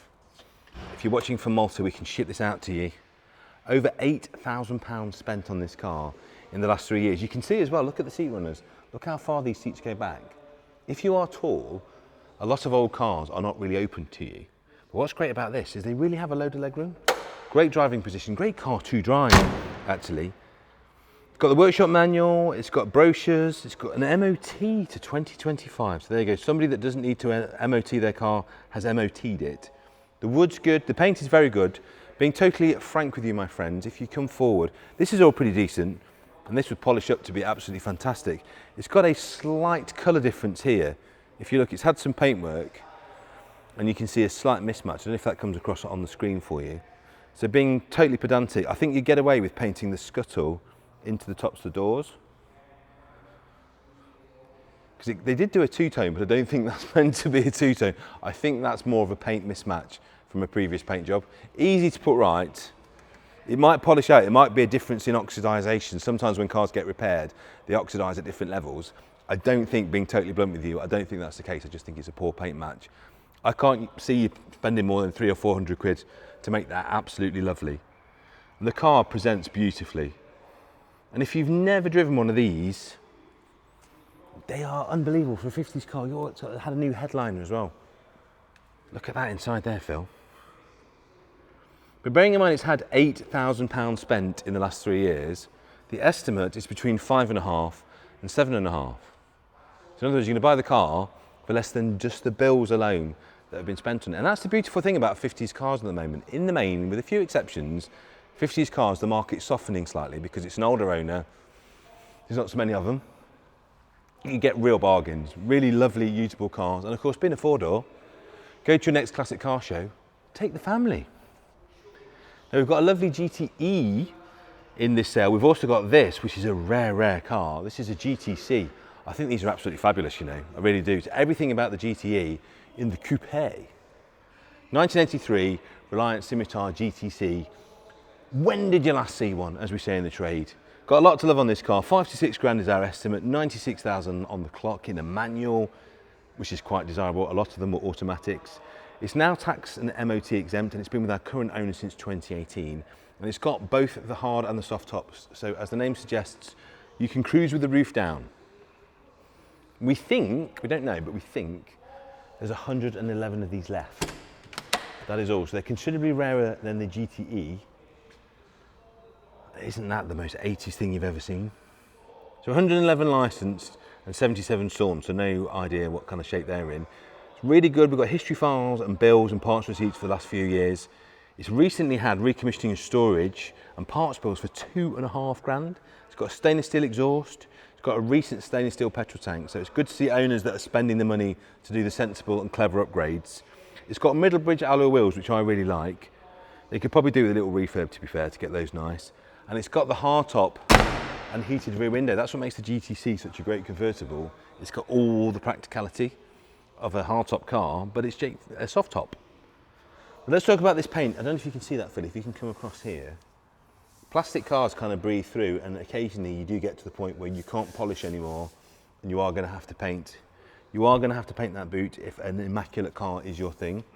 It's not going to be hugely expensive because the fiberglass is in really nice condition and it's not pimpled. That will be a relatively cheap respray, and they can literally blow it in on the tops of the wings. That's not too bad. And again, on the bonnet, it's got a little bit of crazing here.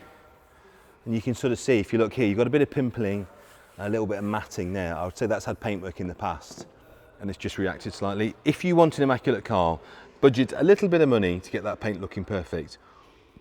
Or I think the mantra of the day is, buy it for what it is at a very sensible price of £5,000 to £6,000 plus your fees, and just enjoy it. It's never going to go rotten, is it, because it's a plastic car? You just enjoy it for what it is. And tidy it later. Have some fun with it later. Right, BMW convertibles, it would not be a monopark auction if we didn't have a lovely BMW convertible. How about a 330 Ci, so big motor, E46 Sport, this one. 6-cylinder, beige leather interior. E46s, to my mind, are just getting better and better looking, aren't they? They look really well proportioned. And they've got that thing that the E36, the E46 has, and the E30, to be fair, this beautiful flat deck. I think these cars have such a nice line. Because if you look, the boot line and the tonneau line just continues into one. They're beautifully styled cars. Let me tell you a bit more about it. My phone has decided to pack up. Oh, mate. It's not really working, is it, this? Right, here we go. You ready? So we'll cut from there. To give you that so you know where the cut point is. So it's done 130,000 miles, this car. It's an automatic, it's the sport specification, which gives you all sorts of nice stuff. And again, a lovely car that's had some money spent on it. It's had a recent replacement of the gearbox and the torque converter. That was 3,300 quid. So somebody spending the money on the car so that you don't have to makes life much, much easier. I do like these. At the last sale, you might have seen I bought Mrs. Cowland a rather lovely Z3 2.8. And she's not stopped driving it since I bought it. BMW convertibles just are, for me, the sweet spot of practical classic car ownership that you can use every single day. It's not going to cost a lot of money, this car. It really isn't. Let's have a look at this. We, I think, have got this up at no reserve. So you are setting the price, and you are setting the price on a car where everything seems to be working, and it's just had a massive bill for a gearbox and torque converter. So you could drive that infinitely. As I say, mileage is 130,000 miles with the gearbox done. What's not to love? You could bag that for a very low thousands figure and just cruise that around all the time. Make it your daily. Have some fun with it. We've driven it at low speed, it says, and it performed without incident, no clunks or bangs. So we haven't had a full test drive of that. You're very welcome. That's the whole point of the viewing days, to make sure that you've come and driven it and that you're satisfied with it. But the whole point is, it's a no reserve car. You set the price. You pay only what you feel is comfortable. But the bodywork is great, the paint is very good. Interior needs a little bit of a mop. Seats very good, it's got bolster damage and a little bit of a recolonisation still on the armrest, but the rear seats and the passenger seats are perfect. You can make that into a very nice car for not a lot of money at all. I like that a lot. Now my passion, as anyone knows, is air-cooled Volkswagens. I've always had them. I've got a couple of camper vans. There's just something about them. There are two things about camper vans. One is everybody loves them. You always get let out of a junction in a camper van. Secondly, they're just really usable, useful things, because as well as having a classic you can drive every day, if you're into restoring classic cars, just daft things like picking up body panels, transporting wheels and tyres. If you come and look inside this bay, this is actually a proper usable little van. And it's got what they call a walk-through seat. So you can come and do stuff. You can either have it as a day camper, or you can actually use it for carrying stuff. This is going to be cheap. It's from sunny San Francisco and it came over in 2010 which would suggest to me, looking at things like the arches, this is a very nice rust-free shell. I also like the fact it's not been messed about with, it's not been cut, it's not had any stupid stuff put onto it. It's just a really nice, honest van. They are factory cut windows. It's just going a little bit there, look. Let's just look at the places where Volkswagens go rusty. On door edges, it's just starting to go on the rear windows. But let me tell you, before you start going on, it's only £4,500 to £5,500. It's got a 1600cc engine, a lovely black and white interior, which really works. It's got these lovely BRM copies there, and a nice little stereo to keep you entertained while you're driving along. I like that. It's been stored for a little while, it's been painted white at some point and retrimmed. And it's just, I like it, because a lot of them have had the engine swaps, a lot of them have had things done. It's just not messing about. And I think that is about as cheap as a nice bus can be. I am quite genuinely shocked, folks, at the reserves on some of these cars are so sensible. I would be amazed if we don't sell a lot. And if you are looking to buy, it's very much a buyer's market at the moment. Great time to be buying a classic car. Make sure, if you're thinking, I'd like that on the driveway for £5 odd grand, you probably might get it. So make sure you're registered to bid, either online or in person. Make sure you come along to the sale or watch online. There's going to be some really nicely priced stuff going for the sale this time. Now Saab's, air-cooled Volkswagens was my first love. Saab's is my second love. I worked for Saab all the way through the 90s. I have many Saabs, and Saabs are so close to my heart. If you know your Saab, Saab had a real amazing ambassador and rally driver called Eric Carlson. Eric in the 1960s was a bit of a superstar. He was a superstar all of his life, but in the 1960s he was winning a lot, including the Monte Carlo rally in his Saab 96. Because of that, and because of his position within the company's history, Saab did a lot of stuff around Carlson. So they did the 900 Carlson initially, they did a 9000 Carlson in the UK. But for the 9.3, they created this, and this really is a very special, very rare model. Quite appropriately, they only made 96 of these to celebrate his awesomeness. And he was a lovely guy. I was very fortunate I got to work with him on quite a few times when I worked for Saab. An incredible man, an incredible driver right up to his last breath. And this is kind of a fitting car for him. 2.8 V6, very quick car, automatic, 276 brake horsepower this. Don't be put off by the automatic, because this car is an absolute wafter. It's got the 8-piece Hertz style body kit on it. The number plate comes with it as well. They are a rare beast. You don't see them for sale very often, and because of that, and particularly because of the condition of this one, which is lovely, you are going to need to spend 8 or 9 grand. If you're a Saab collector, you'll know that's very good. Even if you're not a Saab person, if you just want a car that's a little bit different, a little bit interesting, and hardly anybody has got one, I guarantee the chances of you going to a car show and parking next to another Saab 9.3 Carlson, even at a Saab show, is quite unusual. 12 stamps in the book. The most recent service was at 60,000 miles, and that was a £1,600 service bill, the last one. Love to see cars that have been maintained right up to the point of sale. Very lovely to see. Tells you everything you need to know about the vendor. Have a look at that. If you're thinking about a Saab, just super tasteful. So the Hirsch kit was all these little extra bits that stick out at the bottom. You've got the very subtle boot spoiler. Doesn't shout, does it? Doesn't shout. It's a very quick car, but you don't shout. Moving on, more traditional, everyone will know this one, the Ford 1998 Escort RS Turbo. And this one, my favourite thing in the world, tastefully modified. So it benefits from an engine out respray in 2019, an engine rebuild in 2019. It's got a Cosworth turbo and an engine remap. It's got new seats in January 21, an uncut parcel shelf, and a Scorpion exhaust. So when we say modified, very lightly, and with all the stuff that everyone was doing in period. So this, I think, will still appeal to the concours purist, because the modifications it's got really are very tasteful. The best colour as well, tiny bit of light cracking on the spoiler there, but the paint is lovely. Have a little look at that, my friends. So it had, I say, full respray. I'll do the spoiler again to make it nice. It's got an uncut parcel shelf and an uncracked dashboard. Look at that. Look at that, guys. Absolutely lovely. Very rare to see that this day and age. Now this has had a speedo change in 2020. So the car has actually done 118,000 miles, showing 96. So we've got that all documented. So please bid on this from afar, knowing it's a very good car, knowing that to make it perfect, I'd paint that spoiler, and it's got 118,000 miles rather than the 96 that it shows. So please have a look at that and just make sure that you're happy before you bid. Now this is a very interesting car. Have a look at this. BMW Club Sport. If you can't quite afford an M3, or if you want something that's, dare I say, even rarer, 2003 BMW 330 Ci Club Sport. Now this car's really interesting. As far as I can see, this is a genuine Club Sport. Everything points to it, the way it's registered, the service book, but it's got something unusual, which Club Sport people will know. It's got all the correct parts. It's got the door steps. I remember the club, it's got the spoilers, the wheels, the threshold plates. But what's interesting to me is these cars should have a fabric inlay in. So I wonder if, and I've actually been guilty of doing this myself, customers sometimes didn't like the fabric, they didn't think it was premium enough, so having the car retrimmed at the dealer. So normally a Club Sport would have an inlay there, so either the seats have been swapped, which I doubt, or somebody, when the car was perhaps ordered new, wanted the seats to be upgraded to full leather. So please bear on that in mind. I think it is a genuine Club Sport, but please note those seats have been upgraded to full leather rather than partial. Beautiful car, absolutely beautiful. It's almost impossible to fault this. Paintwork is impeccable. I mean, this is show quality paint.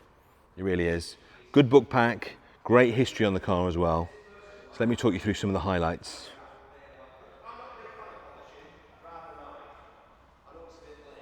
Let's have a look. So full service history on this, 64,000 miles, immaculate bodywork, Style 71 Club Sport wheels, which are very nice. The refurb on those wheels alone, just the refurb on the wheels, not 45 quid a corner, was 680 quid. Just the refurb, because they're proper splits, and if you look, they have been split. They've got all new fixings in. Got new Uniroyal rain sports on there as well, new disc and pads, new front splitters. Just what a lovely car that's been so beautifully looked after. That is £8,500 to £9,500, which looks very cheap against an M3 and probably is a rarer car and very, very hard to find in a nice condition. So from one German racing legend to another, these were huge on track. Believe it or not, these were too. These were big in the DTM, and this is a 1995 Calibra DTM. So rare car anyway, not many great Calibras left. I had one, I've sold that to my good friend Jody. I've still got a Riga Calibra, but I would really like to own this. This is a very special edition, 40,000 miles, two former keepers, and this is really tipping the hat to what Opel were doing with the Calibra in Germany at the time. It's had a water pump and timing belt done in 22, it's got 8 stamps in the book, it's had a recent service, new pads, new discs, front drop links, suspension arms and bushes. It's got the optional anthracite leather, and look how beautiful that is in there, even with heated seats. It's got the DTM sales brochure, all the MOTs, and there's only 9 of these left. And what we were saying with the Nova about cars that really should be more expensive than they are. If this was a Ford, imagine if this was effectively a competition tribute Ford in this condition with 40,000 miles on, would you be able to get it for £8,000 or £9,000? I would wager you would not. And that's what this one's estimated at, with 2 owners and 40,000 miles. I would love to own this, I really would. It looks fabulous in white, the wheels are immaculate, they've been so nicely refurbed. The paintwork on this car is practically flawless. The interior, I would say, almost is flawless. It needs nothing. If you want a super rare Calibra, and I do think their time will come, and I think it is actually coming, they're getting a little bit more expensive each year. And doesn't that look good? Just super tasteful, super lovely. If you want to give yourself a bit of a thrill, have a look at what they were doing in the DTM. The full book pack, it says here as well, with the service. Oh, April 2024 was the last service. Look at that. Buy a car that needs nothing. Because actually, I mean, you'd pay 2-3 grand for a snotty Calibra now, and it would never be this, and it would never have that mileage. So you could easily spend what that would cost you to buy, buying a rubbish one and restoring it, and that one's already done. And it's very, very rare. Equally as rare, and when was the last time that you saw one, is this. Look at this. Toyota Celica GTI 16. This has 2 things going for it, which I think are absolutely brilliant. One is the colour. Second is the pop-up headlight model. This is the Carlos Sainz era rally car-esque. Not very rally car-esque though, is the automatic gearbox. So if you have a look inside there, but that just makes me love it even more. I would buy this car and have this as my daily for the simple reason being is you don't see them anymore. It's very rare. It's got tiny, tiny wheels and massive balloon tyres, so it will ride beautifully. And can we just talk about that blue velour? Look at that.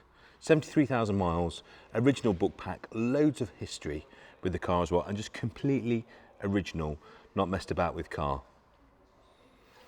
Got a few bits and pieces with it. Original book pack, as we say, 13 stamps in the book, electric tilting roof, and it's been serviced by the owner at 70,000 miles with a new radiator, new thermostat, new air filter, new oil filter, spark plugs, and on it goes. Have a look at the description of that online.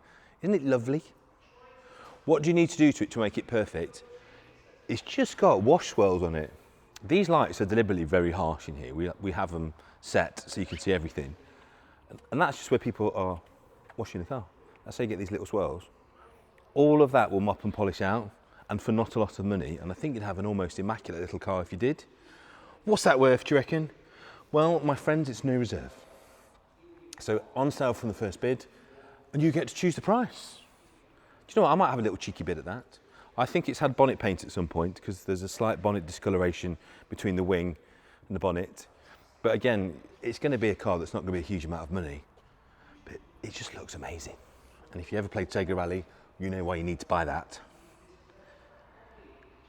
Somewhere in here, talking of iconic Japanese cars, so in the showroom, around about this time, you could have either gone in and bought this, the Celica, or you could have bought the Supra. The Supra was the big boy, and this is the 3-litre I turbo in white. These are starting to get chunky, they really are. And what makes them really desirable, apart from this particularly nice colour, is the gearbox. And the one that everybody wants, and you rarely see, is the manual. This, my friends, is the manual. Have a look inside here, Phil, look at this. White coachwork, frameless doors of course, beautiful blue leather, and it's in remarkable condition. Now you are going to pay somewhere between £12,000 and £14,000 for this, because as we always say, nice cars cost decent money. 40,000 on the Odo, UK right-hand drive home market car, and it's manual, and it's the turbo, and we think there are 81 of these left. That is a rare opportunity to buy one of those. They do not come up at any price very often, the turbo manuals, and that one is pretty much immaculate with a manual gearbox. Recently recommissioned with a new cam belt kit, water pump, full service, rocker cover gasket, new starter motor, new brake discs, new pads. A lot of money has been spent. That cherished registration number, that comes with it as well. And please take a little while to look at the book pack video online. It has a lot of stamps in that book. So we think almost categorically that mileage is genuine because there is so much supporting information to go with it. And I am really struggling to fault this car. I really am. Let's have a look at the leatherware, just a little bit there, there you go. I found a fault for you. I like to find a fault for you. Bolster wear. Now that hasn't gone through the leather or anywhere near it, so a good leather repair specialist will be able to recolour this. Because don't forget, cows aren't blue. This is all painted anyway. So you can get that repainted, make it look absolutely perfect. And you will have a lovely little car. Just fabulous. They were the hero car of the early 90s. My friend's dad had one of these. I remember when he arrived at school and dropped him off in it, we were so jealous. And pop-up headlights. Over to this lovely MG GTE, 1967. A fine year. Now this is a lovely little project. It's getting cold, winter is on its way, and you might be wondering what to do to keep yourself out of mischief in these colder months. Why not buy one of our projects, all of which are no reserve, all of which could be huge amounts of fun, and just give yourself something to do. Give yourself something to enjoy, relax, learn about the car. This is a 23,000 mile manual with loads of paperwork, loads of parts, and they make a great car after restoration. It's got the roof, it's got the wires, it's got the chrome bumpers. It's a lovely thing. Well, it could be a lovely thing. It's got great potential. Now, the current vendor is a well-known motoring journalist who bought the car in 2021, so we will introduce you to that person if you buy it. It's top secret. Got a lot of history and paperwork with it. And I think that represents the basis of a very good car. And the beautiful thing is, as we say, no reserve, you get to choose the price. Looking in there, look, we've got a few bits and pieces. There's a bungee cord holding the door shut. It looks like there's some new tyres on there as well, on the spare. So everything's there. If you're doing a resto like this, there's two ways to do it. I think a very good thing to do is you could probably get that to a running stage quite easily and quite quickly. Don't forget, speak to our friends at MotorClan, they could get some parts for you the next day. Get it running, and when you have a car like this, the second it's running and working and smash an MOT on it, get it insured, your enthusiasm for the car and the project goes up 5,000%. So get them on the road, get them finished. Or you could just pull it apart, have a full resto, but I think it's got a lovely patina, that car. I think you could just have a bit of fun with it as it is. Right, moving on to this, if you want even more work, this is definitely full resto time. I don't think you could do a rolling resto on this one, I really don't. So this is a 1974 Lotus Elan, so a 50-year-old motor car. So when you finish it, it will be everything exempt. It's a 2+2, and it is a British legend. Drew and I did one of these on the show, and being the longer wheelbase over the Roadster, they do drive absolutely magnificently. Now there's a lot of parts with this car. We think we've got most of it. You can see there's all this over here.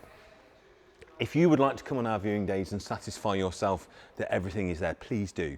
Please poke and prod in the boxes. Don't nick anything. If you want to make sure that everything's there, be our guest. Or if you can't do that, if you'd like our team to just talk you through what's in there, please have a look. But again, this is a no reserve car. These can be worth an absolute fortune when they're done, but you've got to do the work. In fact, if we were still doing a TV show, this would be the perfect one to do, wouldn't it? It's all there, just put it back together. Moving on. One of my favourite cars, you know, in the world is the Porsche 997. To me, I say it every time, it is the perfect 911 because it's not as big as a 911 or a 992. They're just perfectly proportioned. I think these are the prettiest of the water-cooled cars. I really do.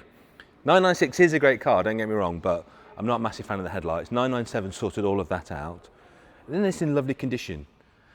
The car I always advise people to go for if they're on a sensible budget is a Carrera 2 manual because you get all the fun of the sportiness, you get the manual gearbox. I think they'd be a pretty decent investment and they don't break the bank. This one will be 30 to 34. It's done 26,000 miles. It's got those fabulous wheels. And look inside, please, Phil. Look at this. Can you imagine yourself in there? One private owner, lovely specification, unbelievable main dealer history on this. And we get a lot of these in because we love them and people know that we get good prices for them. I think this is one of the nicest ones that we have. Look at the paint. The paint is gorgeous.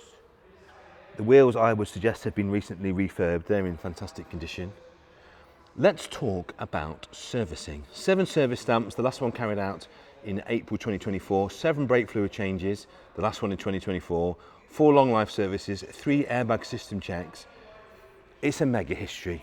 It's a 997.2 because you can tell by the facelift lights. That is probably, particularly in that colour, the only Porsche you would ever need. It really is. It will do everything a Porsche needs to do. Not as crazy as a GT3 or a GT3 RS, but a Porsche you can drive every single day. And the fact it's got the manual gearbox, I would say look after that in the manner to which it's become accustomed. Don't put crazy mileage on. You wouldn't lose much or anything on that. You might even make a little bit of money if you keep it 5 or 10 years. Super thing.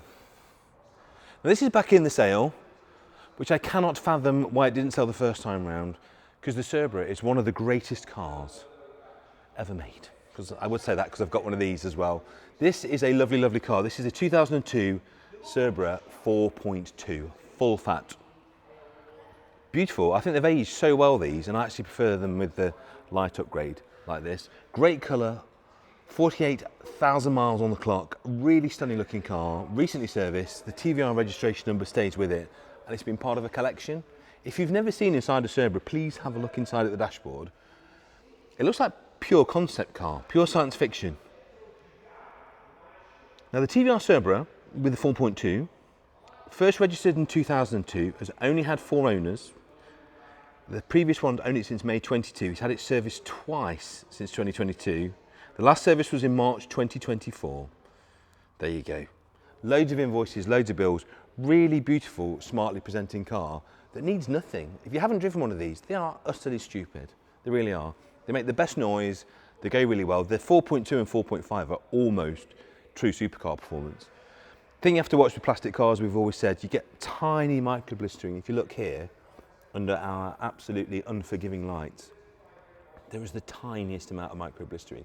It's so small, you could probably wet, flat and lacquer that, to be fair. But the car presents beautifully. You will pay for this car to own it somewhere between 16 and 18,000 pounds. And again, I'm struggling to think for a car that will give you that level of performance, that level of enjoyment, a wonderful owners club scene. TVR Car Club are absolutely smashing people. I went on one of their runs a few months ago. Just had the best time. Really lovely people. And this is, this is a bit of our motoring heritage here. We had one of the best car companies in the world in TVR that made stuff that punched far above its weight and price point. And we should celebrate that. We should celebrate the fact that we did once make one of the world's greatest affordable sports cars. Talking of which, Boxster. Don't worry about the Boxster jokes. Anyone who tells you jokes about a Boxster has never driven one, and they've certainly never owned one, because I don't care how much of a Porsche hardened aficionado you are, nothing drives like a Boxster, particularly for the price point that you can buy them for, because they are of course mid-engined, where the 911 is rear-engined and therefore slightly compromised. These are the perfect affordable sports car. You could buy this one for 10 to 12,000. This is a 2007 2.7, 44,000 miles. It is manual, so it's got everything going for it, so it won't cost you a huge amount of money, but it will be a huge amount of fun. Manual, lovely interior, and like I say, you could buy it for low 5 figures. Let me talk you through some of the servicing highlights. When you're buying a Porsche, the golden rule is get the best one you can afford, and buy the one you can with the best history. Lovely spec on this as well. So you've got the 19-inch Carrera Classic wheels, you've got the Porsche Active suspension, which is really worth having. It's got the Bose, the bi-xenons, the headlamp leveling, the telephone module, the rain sensor, CD park assist, monster spec. That's first good news. It's also got lots of lovely bills to go with it as well. So make sure you have a look at that if you're thinking of a Boxster. And onto this one, if you want one that's a little bit more cost effective, I think, again, we've got a few cars that I think represent the potential bargain of the sale. You know my thoughts on light metallic greys, dark metallic greys, gunmetals. These colour palettes are my favourite. I think they look so good, they look very expensive. And this is another 2.7, this one. Have a look in here. Manual gearbox, 60,000 miles. Electric sport seats, had a new clutch 3,000 miles ago. It's got the Porsche stability management on, and full leather with the extra leather dash. Let me tell you the spec on this. So it's got the UK Lux pack, stainless steel logo, headlamp washers, two-way sports seats, the 17-inch alloy upgrades, the wind deflector, the top screen tint, loads and loads and loads. Do take time to pull the spec sheet on this. It goes on and on into 2 pages on this. 12 stamps in the book, some of which are dealer, some of which are specialist. Notable entries are a new clutch and flywheel at 57,000 and new front pads at 53,000. Now you might be thinking, Paul, this is going to be an enormous amount of money and I can't afford it. Well, the good news is, my friends, it's no reserve. So you tell me what it's worth. I think that is particularly pleasant. If you are looking for a perfect summer car, or you've always wanted a Porsche and you want to come into it without spending too much money, there's your perfect starting point. 2.7s are a great engine. It's got the manual gearbox. You'll have an enormous amount of fun, but you won't break the bank. Right, there aren't many cars that can make a TVR look, well, subtle and demure, but I think the Marcos manages it. This is a little bit special, this one. This is a 1993 Marcos 3.9. So it's got 3.9 litre V8. I absolutely adore this because they're just silly, aren't they? Cars should be fun, cars should be a little bit of nonsense. And the thing about this Marcos is, it's got some lovely bits, great colour. It's got the TSW Evo wheels, which are worth a few quid on their own now, these days. But it's only done 12,497 miles from brand new with 5 former keepers. So I think we can safely say it's been a toy. It's been somebody's summer fun. Driven here to the sales room, and you can imagine how good that sounded when they did do that. They're not the biggest inside. I love a Marcos. I can just about shoehorn myself into there. So if you are 6'4" plus, you might want to come and just do a test fit before you buy. But if you are thinking of buying, the condition is absolutely lovely, and it's so of its time. It's so 1993. These things are phenomenally quick. They really are. This is the kind of evolution. There's a lot of Marcoses available for a lot of times. This is about as wide as they got. So super flared arches, very aggressive looking thing, almost cartoonish, I think. But you've got this with the 3.9. This is, I think, nearly 200 and odd brake, this. Absolutely ridiculous thing. And like I say, makes the very best noise. Also, look at the number plate as well. Kabooms! Comedy number plate. We love that. They campaigned in GT racing. They were quite a successful little car, actually. I think styling-wise, you either love or you hate a Marcos. They're very, very Marmite. I love them just because they're absolutely stupid. And it's just TVR recipe, basically. Big engine, rear-wheel drive, lots of slides, lots of rumbles and grumbles.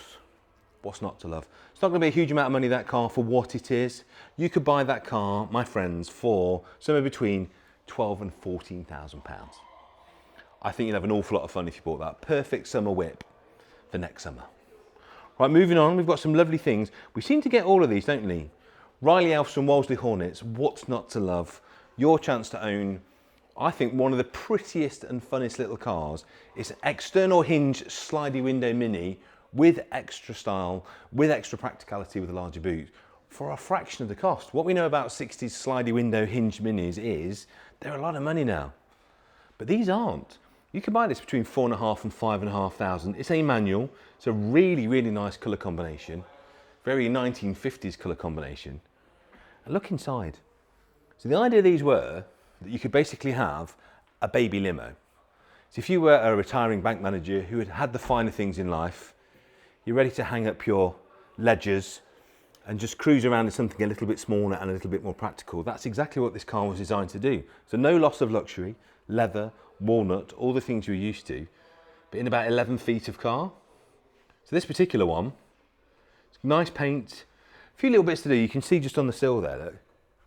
It's not perfect, it's tidy, it's presentable, it's incredibly usable, but you will need to just keep on top of a couple of bits.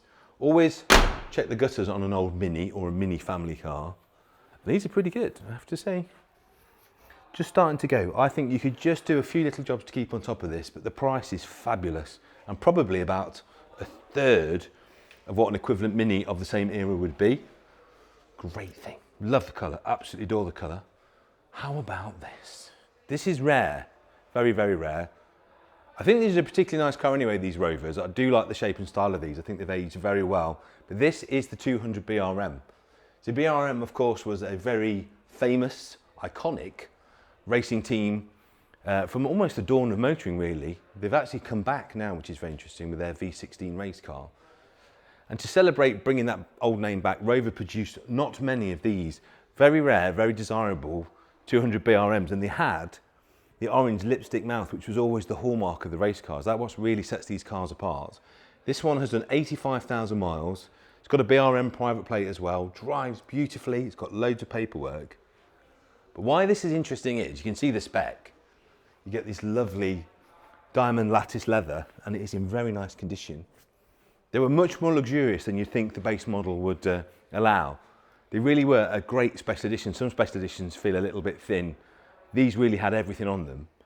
But they're actually quite expensive now. People have realised that they're quite a collectible and decent car. And they can be. I've seen them as much as 10, 11, 12 grand because it's a genuinely rare car. This one, with a slightly higher mileage, 5 to 6, plus your fees, and it's in good nick, isn't it?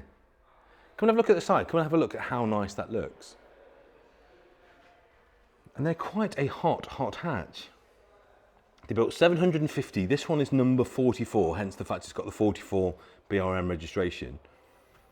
But I can't really convey it at the time because the Rover wasn't a massively expensive base car to build on, but this actually was considered to be, because of the BRM connection, quite a desirable car, which is why they're holding such decent money now. So have a think. If you want one, you don't normally find them at that kind of money. They normally are quite an expensive thing. Like I say, I've seen them in 5 figures. You could buy that one for 5 to 6 plus fees. It's a very nice thing. Now this one, another telly car. We seem to get all the TV cars, don't we? Which is good. We like that. Have you seen that Renault have reintroduced the Renault 5? Which is good in a way, because obviously if you're going to make an electric car, you might as well build it into something that looks groovy and funky. But you'll never be as cool as the original Renault 5. It is a masterpiece of design which unbelievably is 50 years old. Can you believe that? That's a 50-year-old car. Do you feel old yet? And this one being a 74 is genuinely a 50-year-old car. This car that you are looking at, that car, 50 years old. Blows your mind, doesn't it? Still looks so fresh, so modern. This car is really interesting. It used to belong to Sam Brackley, who's a good mate of mine, worked with us on the show, son of Paul Brackley of Wheeler Dealers fame.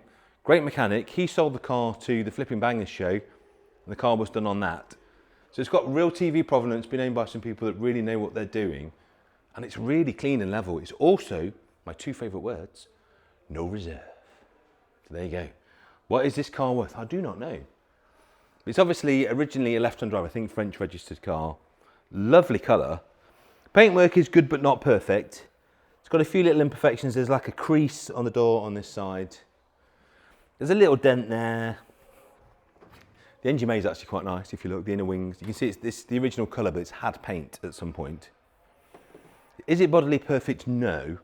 Is it a lot of fun? Absolutely. And look inside, look at the dashboard. These early dashboards are very, very characterful. But I think with all of the fuss around the new car, I think it's going to make people look at the old car and realise what a masterful piece of packaging and design it is. Drives really well. There's some invoices with the car, some in France, some in England, and it's got loads of spares as well. So get one while you still can. I just bought one fairly recently for my good friend Frederick actually, which was a TS later car. So that's an 83, I think. This is a 74. Same shell, but the car's got a bit chunkier. So this is the purest. They always say with any car, buy the first and the last. They're always the ones to collect. And that's the first. Either make it perfect or I'd leave it as it is and enjoy it. Now, if you do want a car, we've had so much interest in this, as you might imagine. Wasn't there so many people's dream car? Vauxhall Nova GTE. This one is a 1989. There is a stack of people watching this, me included, that are thinking, what a car. This is a car that a lot of us promised ourselves as youths. And because of that, they were hugely popular with the youths back in the late 80s, early 90s. Loads of them got crashed, a lot of them. A lot of them rusted away. A lot of them got modified during the Max Power era. It really was a car that a lot of people modified. Hardly any of them got through to the present day unscathed, but this one somehow did. 94,000 miles. We've estimated it at 10 to 12 because it's really hard to get a good one. It's had a comprehensive restoration with a bare metal respray in 2017. It's only had 4 former keepers, and the underside has been fully dinitrolled to preserve it. If it looks good on telly, it's even nicer in real life. A lot of money has been spent. 2 sets of keys, a matching set of Continentals, everything you need. So shall I tell you what was done? So I've told you about the respray. The rims have been fully refurbished, new radiator, new brakes, new power flow exhaust. Loads of parts have been plated. That mileage is definitely warranted. We've got all the old MOTs and it is lovely underneath. Please take time. Wherever we can, on almost all of our listings, we have the underbody shots so that you can have a look under the car, even if you can't be here. It is ridiculous. Original book packs, just the whole thing. Glacier white, which is a really classic colour. Who knows what these values could go to, but what's interesting is the hot Vauxhalls, people have started to realise they'll never be quite as much as the hot Fords, but they are starting to get there. They're very much going up because they look horrendously undervalued compared to their equivalent Dagenham cousins. That's a great car. You'll have a lot of fun driving it. It might be the car you promised yourself when you were a kid. It might make some money, but either way, you won't care. You'll just be driving around looking amazing, listening to the streets. We've had 20 people look at this car today. 20 people. And it is just, in inverted commas, a 1999 Volkswagen Golf. But the reason why is the car has done, ladies and gentlemen, 18,000 miles. 18,000 miles from new. Actually, 17,981, if you want to be pedantic. And that we know is correct. The inside, the outside is exactly as you would hope a 19,000 mile car would look, or an 18,000 mile car would look. Let me open that up for you, look. This is about as close as we'll ever get to walking it into a Volkswagen showroom in 1999, putting our money down and driving a new Volkswagen Golf GTi away. And what's really interesting is the price of Mark IIs and Mark IIIs. They are quite an expensive car now. Had this been a 3-door, I think we would have had a stampede. The 5-door makes it slightly cheaper. It also makes it slightly more practical and more usable, because if you're looking for a daily driver classic, I don't think that's ever been used. I bet that MOT was last clipped in for that seat belt. It is stunning, absolutely stunning. Have a look at the paint on that bonnet, it's ridiculous. Really nicely, just unrestored, uncleaned, perfectly preserved interior. So this car was registered on the 26th of March 1999 to Mr. Alan Bate in Warrington for £17,000. Sadly, he passed away, and we've got all the bills, all the receipts, you name it, we've got it. This is very much, if you're one of our dealer friends watching this is very much a retail car. I think it's kind of like people, our friends at KGF, so one of those once in a lifetime cars because it's so usable. But I would beat the dealers to it, guys, beat the dealers to it. Come in, nab yourself a bargain, drive it yourself. You can either tuck this away as a guaranteed future classic or, like I've always said, possibly the most amazing daily drivable, usable, modern classic, which you'll get cheap insurance on. And you could buy that, I think, for somewhere between 4.5 and 5.5 grand. So rather than saddling yourself with a finance package, buy that for cash instead. Much better, much better. George, on to our next lot. It's quite the eyeful, isn't it? Dreadful. Absolutely. Yes, it is an eyeful. It is an eyeful, literally 1936 Ford eyeful. What's the next pun you want to come up with? I don't know, but it's a tower of a bargain, isn't it, really? It is. That's another one. But also, I'm curious, why do they call these alligator bonnets, George? Snap. But that is, because this is a 30s car, but a 30s car with a traditionally hinged lifting bonnet, I would imagine was quite the thing. Yeah, quite ahead of its time. Yeah, that should come out. It should go somewhere up there. There's a catch for it. I can't find out where it goes. And you were saying earlier, this was something they didn't really continue for very long. No, 1 year I'm led to believe. Let me just so that's a rarity.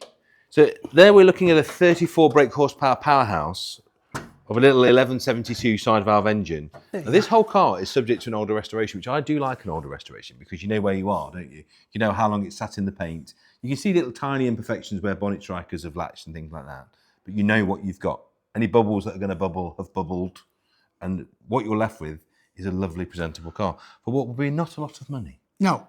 Well, the interesting thing about it is we believe it's the only one in this country, which I think is probably true. They didn't make a massive amount. I think they only made them for a couple of years.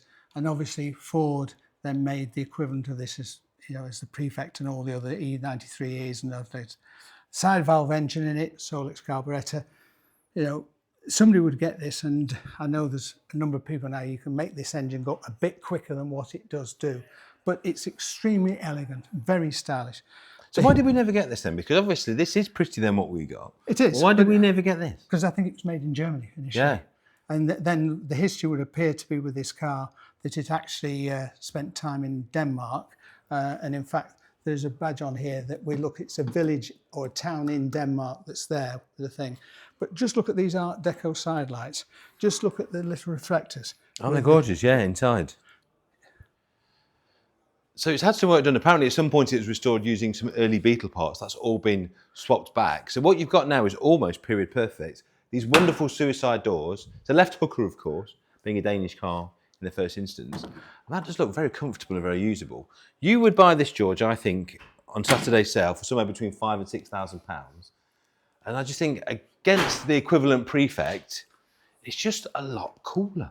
Well, it's interesting you say that.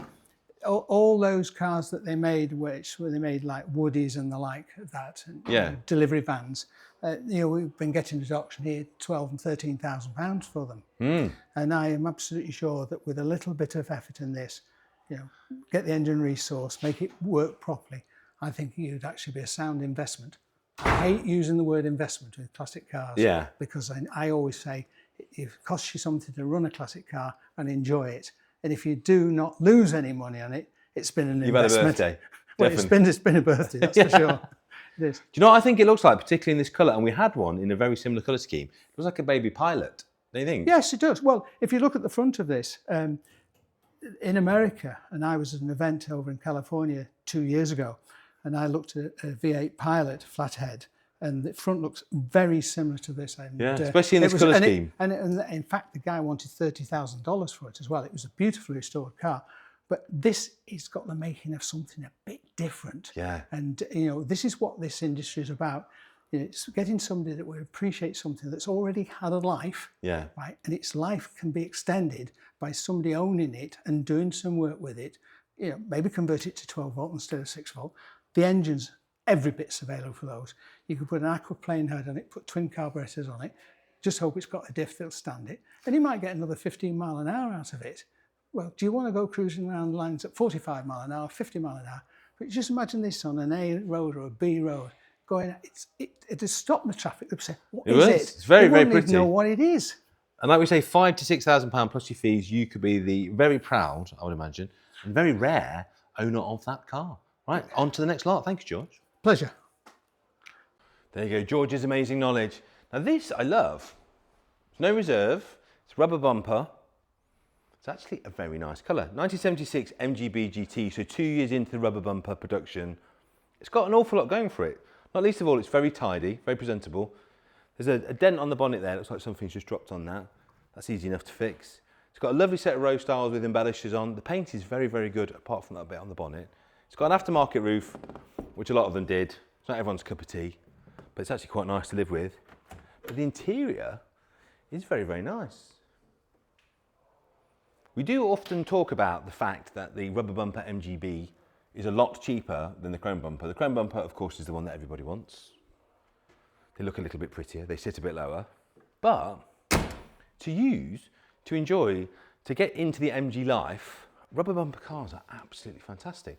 Not least of all, if you're parking in town or if you have to park on the street, these are real bumpers. You can give these a nudge. Federal Impact 5-mile-an-hour bumpers. The car is very useful. The other thing about the GT, the hatchback, is exactly that. It's locked, but you can see. It's a decent sized boot. You've kind of got 2+2. You can actually fold the back seat down. So if you've even got a Labrador, that will go in the back of an MGB GT. And it is a very nice place to be. What else can I tell you about this lovely car? So we know the mileage is correct. It's got a heritage certificate. It's got an MG passport. It's a local car that we know. Let me give you a little bit more stuff. Paintwork's good. We've got a little bit of invoice, not a full history, but we've got some invoices. But the nice thing about this car is it's straight, it's honest, it's presentable. What you see is what you get. And the very best bit is no reserve. You set the price from the first bid. Right, we're back outside now to my favourite point. We know this is where some of the best cars are, some of the most cost-effective, some of the no-reserve cars. In other words, the best cars in the sale. Right, this is brilliant. What does a man who has 3 Jaguars already not need? And the answer to that is another Jaguar. But this, look at this. 1985 XJ12 Sovereign has to be the best colour, I think, for Jaguar. I like a lot of metallic greys, sort of anthracites, all that kind of stuff. This is a really nice light metallic grey. It's got pepper pots on. It is no reserve. And it's actually very, very nice on the body. It's got the roof. The leather's in lovely condition. The bodywork is actually in very, very good condition. And it doesn't have what a lot of Jaguars of this era do seem to have, which is the chrome arches put on. And actually the arches are in quite decent condition. It will need recommissioning, but it has had injectors to the tune of 1,200 quid, because of course you need 12 of them because it's V12. But apparently it's not running very well. I would imagine a decent Jaguar specialist, and I can recommend a few, would have this up on its wheels in no time and running beautifully. And I think it could represent a bargainous way to get yourself into, I think, the best Jag. I have a 300, I have a 308. They are probably the most usable everyday Jags. This is the best shape. Look at it, just come look at the front. It's just gorgeous. Let's have a look. It's a little bit bubbly around the screen, as you might expect. So she's going to need some love. She's going to need a good going through in the workshop. Without doubt, that screen's going to have to come out fairly soon and get that sorted, because it's easier to get it early rather than later, and then you're not putting too much metal in. So work to do, value to add, but I can't think of a cooler, inexpensive way to smoke about than a V12 Jag. There's just not. Price range SL's always very nice to have as well. 1987 300 SL in long-term ownership, this one, but with the mechanical electrical issue, which I'll tell you about. Low owners, loads of paperwork, loads of invoices on this one. Been owned by the vendor since 92, had 5,000 miles on the clock. It's now showing 153,000. Loads of history. Now let me be upfront, guys. There's a temperamental starter and a hot start issue. Now we think, well, it's had the crankshaft sensor replaced, so there's something around that area. So if you are good with Mercedes or have a good specialist, I am sure you will sort that. It can't be beyond the wit of man to get that sorted. But because of that, and because we're declaring it up front, 5 or 6 grand. 5 or 6 grand for a really lovely, very straight. It's not perfect on the body, but it's really quite decent. And I would imagine probably stick that through the workshop, 500 quid, a grand, get those problems sorted, and you've got yourself a very, very cheap SL with matching factory hardtop. What's not to like about that? Always the trick is, you know, people ask us this because of the television show. People say, how do you make money in classic cars? It's actually quite hard to make money restoring and doing up classic cars. But here's 2 examples of where you might. Because you might buy this for a lot less than it's actually worth, get those jobs corrected, I say for maybe a grand, and probably add 3 or 4 grand. Same with the Jaguar. It is a non-correct running, non-MOT'd car that probably needs about a grand's worth of body and paint, and maybe whatever the running issue is, say 2 grand, sort that car out. You might buy that for a couple of grand, owes you 4, get it sorted. could be worth 5 or 6. That's the point. So you get cars like this, which are kind of 80, 90%, get them working and running perfectly. That's how you make money in classic cars, not full restorations. Nobody, apart from the restoring garage, ever made any money doing that. Morris Minor, 1000 Saloon, the darling of driving schools throughout the 1960s, because I don't know if you've ever driven one of these, they are so easy to drive. There is a magnificent video of Tiff Needell drifting one of these, and they're just brilliant. Really great to drive, really easy and lovely to drive. Such a staple classic. Again, cars that you can buy as your first classic car, of which there are thousands of parts for, that you can run for absolutely tuppence halfpenny. And it's a nice restoration. It does need some stuff. The body, as you can see, is a little bit blotchy. It's not horrendously rusty. A little bit on the wing there. Probably could do with a bumper. It's not hanging, is it? I think you could probably patinate that. It's complete. It needs going through. It does run with petrol through the carburettor, but it does need a full restoration. So it's not going to start run. It's not something you can do as a rolling resto. You are going to need to spend money to get it up and about. Although I would say if you could do the mechanical bit first, you could probably then turn it into a rolling resto. It's actually not that bad at all. I have definitely saved worse cars than that for not huge amounts of money. Two of my favourite Porsches, because they're just, again, so criminally cheap at the moment, and it cannot last. 1995 Porsche 968 Sport, taking the already brilliant car. There was the 924, which morphed into the 944, which morphed into the 968. So the nice thing about following a model evolution like that is the car was so sorted when it got to this point. These really are fabulous things to drive, because you've got that perfect 50-50 weight distribution. You've got the transaxle on these, so you've got engine at the front, effectively gearbox at the back, and the balance is just sublime. Much, much better than a 911, says the 911 owner. They're much nicer to drive, particularly if you're going quickly on track.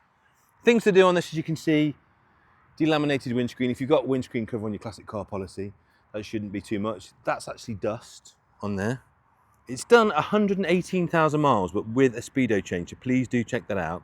20 stamps in the service book. That cherished plate stays with it. It's got a book pack, leather wallet, and only 3 former keepers. And it is a sport and it is a manual. I'm just going to dig into that speedo change for you. They're quite rare, these, you know. They really are. So yeah, it's definitely had that. It's had a clutch, a water pump, oil, fuel and air filters, lots and lots. So quite recent expenditure of over £3,000. But it's a tiny little bit chippy, as in there's a few bits to do. And as I say, that has had mileage correction, so please just satisfy yourself as to the exact mileage on that. But that has to be one of the cheapest ways to get into one of the nicest track or fast road Porsches. So that's obviously quite nice because of what it is. That is the Sport. This is the standard 968. Again, very pretty car. A little bit of delamination on the glass. All Porsches do it. It's quite hard to find one that hasn't, although the screen is much better on this one. This one's done 141,000 miles. And why it's interesting, it's automatic. So if you want the look and appeal of a beautiful Porsche sports car, but you want to often have the car change gears for you, here is your one. Owned by the same family from 2000 to 2023, full dealer service history, this one, totaling 31 services. Had a very recent cam belt and a balance belt. It's got lovely leather interior on this one as well. Have a look at that, which is in superb condition. The one thing it's safe to say about a car that's an automatic, it's never been over-revved. And part electric seats. So you could buy that for £6,500 to £7,500. Probably could do with a little bit of a mop and a correction, but just a very nice level car. And these are true bargain Porsches, aren't they? £6,500 to £7,500. If you're not bothered about changing gear for yourself, or maybe you are specifically seeking a rare Porsche automatic, because maybe you only have an automatic license, there's your car. Interesting, actually, looking at the DVLA data, obviously the next generation of drivers, they're not interested in taking a manual test because they think that a lot of cars in future, quite rightly, will be automatic. All electric cars will be. So if you look at the DVLA numbers, a lot more of the next generation of car enthusiasts won't have manual licenses. So I wonder if a selection of the right classic cars with auto gearboxes might actually be quite a clever investment, because the next generation can't drive manuals. Oh, moving on for all you fellow Gran Turismo enthusiasts, how about this 1997 Honda Integra Type R, the car that at the time, and probably still even today, was widely regarded as the finest handling front-wheel drive chassis on planet Earth. Not many cars have touched it since. They are still quite unbelievably light, these cars, and they do genuinely redefine what a front-wheel drive car can do. They are so playful on the limit, and really easy to drive quite fast. And they're just so iconic, particularly in championship white like this one. Why I like this one is, it's very tidy, but not absolutely perfect. And the mileage is really nice because it's done 165,000 kilometers, about 102,000 miles, which again is going to make it really cost effective. So one that you can actually use, abuse and enjoy. And we all know the apocryphal story, there's never been a warranty claim on a VTEC unit. They are such strong, powerful engines. The seats are very nice. A little bit of bolster wear as you might expect on a higher mileage car. It came in, it's a Jap spec car that came in 1997. And we think, as far as I can tell, I don't pretend to be the greatest Honda VTEC expert, but as far as I can tell, this is completely unmodified, which is probably the one you want. So get that seat bolster sorted, have a little mop and a tickle, polish the headlights up. Going back to cars that you can add value to and make them better, this is definitely one of those. And also as well, rear arches on this are absolutely phenomenal. They really are, so clean. If you look at the returns, I haven't seen the underbody shots, but we will have some for this car, so do have a look. That to me represents very good value, 7.5 to 8.5 grand. Buy it, enjoy it, use it, take it on track, spank a load of expensive cars. So it's almost sort of Caterham fast, but you've got roof, heater, aircon, all the wonderful things. CL 500s, the other used car bargain. Now you do have to be a little bit brave to buy a CL. When they are running beautifully, which is most of the time, you will have the nicest experience. It's the ultimate waffmobile, one of these. Anywhere you go, they look right outside. A posh hotel, a country manor house, a CL looks good there, but they don't cost a lot of money to buy. This one's 7.5 to 8,500 pounds, 64,000 miles, automatic of course. Every conceivable optional extra on this one, including the roof, and just a great factory spec. But come and have a look at the front of that. Hasn't that aged magnificently? That's a 2009 car that really doesn't look it. Really nice with brilliant silver paintwork. Main dealer services from 2010 to 2015, specialist services from 2016 to 2023, and so much maintenance. There's a lot of these about that are inexpensive, and they are, shall we say, scary, because you don't know what's been spent on them, you don't know whether they've been serviced. Because one of these serviced in strict accordance with the manufacturer's instructions, probably going to be okay. This one really is. Please pull the history. If you're thinking of this car, pull the history. There's a tiny dent in that C-pillar there, which used to be a nightmare to repair. Now they just pull them out with glue. So that's fixable. It's pretty good, you know. It's pretty good. The history is like exceptional. And the bodywork really is quite good. A couple of little stone chips, as you'd imagine. I like it very much. I would like to own that. That's very much daily driver spec. Like we keep saying, petrol's getting cheaper. Treat yourself to a lovely old Mercedes with a massive engine. If you're looking for something a bit more frugal, slightly higher MPG, how about this? 1989, Citroen 2CV V6 Dolly, no reserve. Now, I've never had a Citroen 2CV. I've done a couple on the show, and they do drive really well. They're a lot of fun. They're one of those staple classics, aren't they? Volkswagen Beetle, Morris Minor, Mini, 2CV. I particularly love the Dolly. I think they're very nice. Shades of Bugatti. If you can't afford a Bugatti Chiron look, it's pretty much the same thing on the side. Just have a look at the side. I reckon that's where Bugatti got it from. Just nicked it off the 2CV6. Been in the same family for years, this car. Got loads of bills and invoices. It was driven here. Got a little collection of spares with it. It's not absolutely perfect. You can see this bonnet, I think, has been brush painted at some point. There's a little bit of rot and grot just around the A-pillar here. But I think that's really missing the whole point of the car. The whole point of the car is it's straight and level. Will do what you want it to do. And if you want to, you can add a bit of value and make it a bit prettier as you're enjoying the car.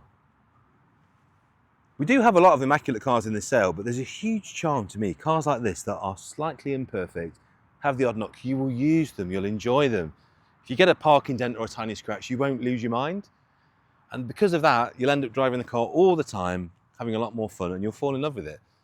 So there's a real argument for buying a less expensive car in imperfect condition that you will actually use. Take it from someone who's over-restored cars and they never ever get driven. The ones that are a little bit rough around the edges, they're the ones to enjoy.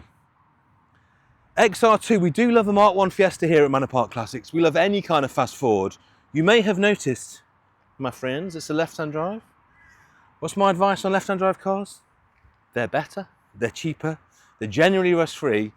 And when the time comes, of course, you can always sell them into Europe. There's plenty of people on the mainland Europe that would love the fact this is left-hand drive.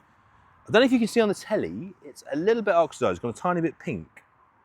You've got a small colour difference between the flat top surfaces and some of the doors which look like they've had later paint. I think you could mop a lot of that back. I think if you've got a friend who's a detailer, or you want to spend some time investing in a orbital polisher, you could really polish in hundreds of pounds worth of value to this car. But it's straight and level. Correct pepper pot wheels, factory roof, original spec interior. See what I mean? So it's had paint on the sides, look. If you come here, Phil, you'll see. So you've got your colour difference there. Hopefully that comes across on screen. A lot of this will mop up. It's a really disgusting thing to do, I'll show you. If you wet your finger, that's pretty much what the paint will come back to. So much, much better. So give that a mop, she'll come up lovely. So it needs a little bit of minor cosmetics, got some blisters on the front bumper, a little bit on the tailgate. There's a few other age-related marks. It's not perfect, and she is left-hand drive, but because of that, and we know what this market is doing now, it's doing silly, silly things. It's be 6 or 7 grand, which is probably half what it would be, but less than half what it would be for a mint right-hand drive. So again, if you're trying to get a car, and winter's coming, that you can lock yourself in the workshop, have some fun. I mean, how satisfying would that be? Put the radio on, put your favourite podcast on, your favourite album, sit there with a polisher, get all that straight, swap these window rubbers. You would have a lovely car, and you keep yourself out of mischief in the garage for the winter. MX-5. If you haven't listened to the Intercooler podcast yet, they've done a really good podcast on every generation of the MX-5. Well worth a listen. And of course, they talk about the fact that this is a car that every generation is pretty much perfect. They make it better, but you cannot beat the first generation. Why this one's very special, you've got that brilliant Mazda chassis, but the only criticism anyone ever levelled at an MX-5 is they weren't quite fast enough. So BBR, the seasoned tuner, put that right by putting the BBR turbo model together, and this is one of those. So you've got all of that Mazda charm, fantastic interior, but this has got a lot more power than the standard car. You've got a car that you really can hang out the back end and drift.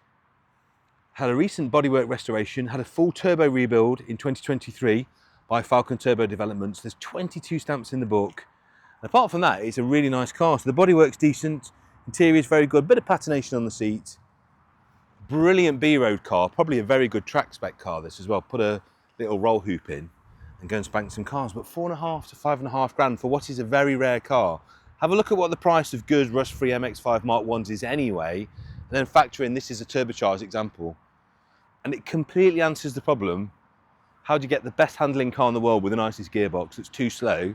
Turbocharge it. And you've got that look, so people know why you've gone past them on track. BBR turbo. 4.5 to 5.5 grand. Exceptional amounts of fun for very sensible amounts of money.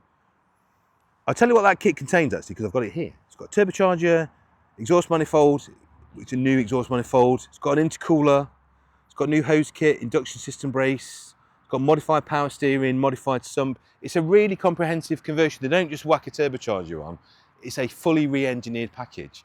Now I would imagine if you were to take just that kit off, just that collection of parts is probably worth quite a bit in its own right. And here you've got the whole car ready to go.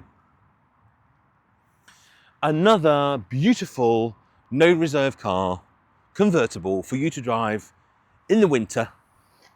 So you set the price on this, you tell me what you think it's worth. Really nice colour, metallic green. The hood's really quite decent, a couple of tiny little imperfections on the hoods. A couple of light chips, as you can imagine, for an older car. But she is 24 years old, ladies and gentlemen. I think we can forgive her that. Recent MOT, this also comes with a hardtop. Can't stress that enough.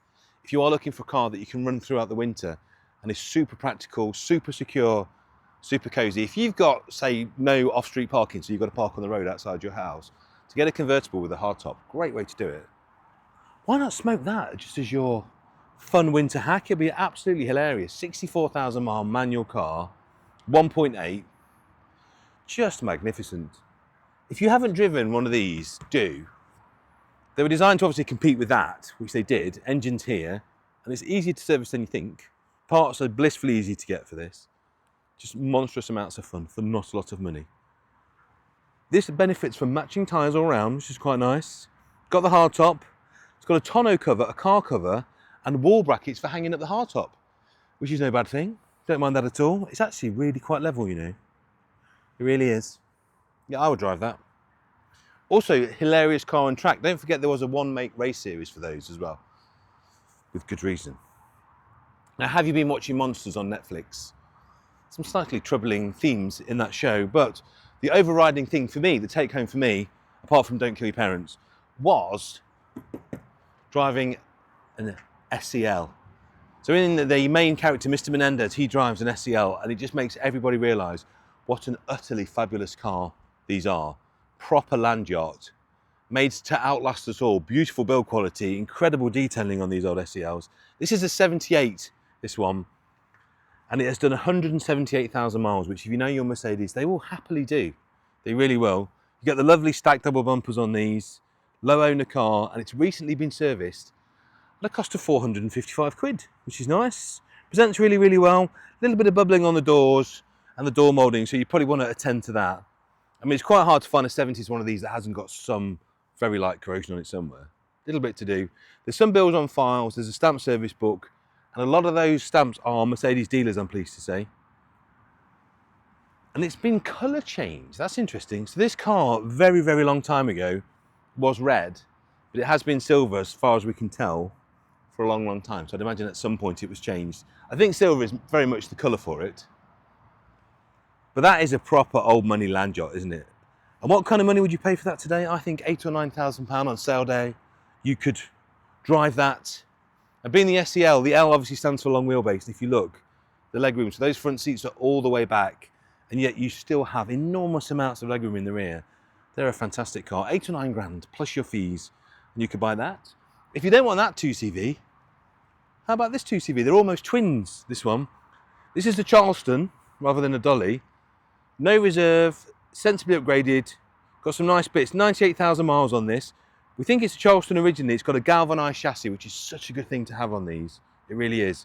Electronic ignition's been done, and it's a French-built car, this one, with 3 former keepers and a long MOT. 3 former keepers, as I say. It's got the special badge on the boot. I think it's maybe... Let's have a look. Is it a Charleston or is it a special? A little bit of corrosion here again. You can just see little bits to do. But it's like the other one. Really nice, presentable car that from a couple of yards back looks great. That you'll just have some fun with. And you can, I'd say the paintwork on this one is better than the other one. If you're bidding from afar. This is a little bit tidier and a little bit prettier. It is the Special. And they're just hilarious. If you've not driven one of these, the body roll is many, many degrees. You probably get like 20 degrees of body roll. But they just stick. The handling is phenomenal. The ride quality is lovely. Obviously, they're not very safe at all. But who cares when you look that good? That's a no reserve car, same as before. You can set the price on that one. You can tell us what you think that's worth. I might have a cheeky bid on this one, you know, because I've never had one. Driven loads, loved every single one I've driven, never owned one. Maybe Saturday is the day that we put that right. Another car that we are all in love with, and proof that actually a tastefully modified classic can look and work so much better than a standard car. 1972 MGB GT, converted for fast road spec. If you're looking for a standard one, if you're a Concours purist, this is not for you. But if you want one that I think has got a lot more X factor and a lot more edge, look at this. It's got the chin spoiler, which is great. It's been debumpered, clear indicators, the rally lights. Have a look inside, Phil, as well.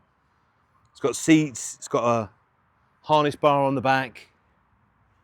So it's fast road spec, debumpered, full stainless steel exhaust. It's got those beautiful compomotive wheels, which are actually quite rare now, particularly with that centre cap. It's got Cobra seats inside. It's got a brake servo, Weber carburettor. It sounds and goes beautifully. Bodywork is pretty decent as well. Hardly anything to do on this at all, other than drive very, very fast and make lots of amazing noises through that stainless steel exhaust. It's got the rear filler all smoothed out balanced. Doesn't it look good? So this is a really nice mod. So when you take the bumper off, you're left with quite an ugly hole. This valance fills it all in, makes it look like a factory profile. The only thing I'd probably do is I'd take those patches off. Just have it all smooth. Keep them guessing while you've gone by them. A lot of work has gone into this. It's been beautifully done. And for you to do a similar car would cost a lot of money. There's a tiny bit of overspray there, which I should critique on. But other than that, really good. That's 4.5 to 5.5 grand for a car that makes rude noises and goes very quickly. And I think you'll have a huge amount of fun with that. A lot of people have come, You know, cars that just sit right. You can't explain it as a car enthusiast. Certain cars have the correct stance, the correct look, the correct wheel, just everything about it just is yes. And for me anyway, this car has that. I would like to own that car very much. So I should walk you past this. This didn't even make the sale. This was for the next sale. This is a very, very wonderful American school bus that was converted brilliantly into a full camper van. And our good friend of the family, Johnny Vegas, came and bought that yesterday. So if you know Johnny and his amazing campsite in Ashbourne, you'll be able to stay in that soon. He's going to do a few little Johnny Vegases to it, and that will be available for you to go and live in Johnny's campsite. So make sure you follow him and make sure you follow what he's doing. So how about this? This I think could be the bargain of the sale. This is a full fat 500 SL, the one that everybody wants, the German muscle car, effectively. Why it's going to be good news is, although, please let me point out, a lot of bodywork to do, bubbling there, bubbling on the bonnet. You can see the edge of the front wings gone there. You're going to have to do the bottoms of the doors, the edge of the hard top, the rear wings. If you are into bodywork or you have a body shop, this is one for you to buy because you really could do some financial damage to the market with this. You also get, to make life more pleasant for you, that 4x2 number plate, which is probably £3 of anyone's money. That comes with a car, that's fully transferable, so if you want to, you could sell that, take £3 off the price.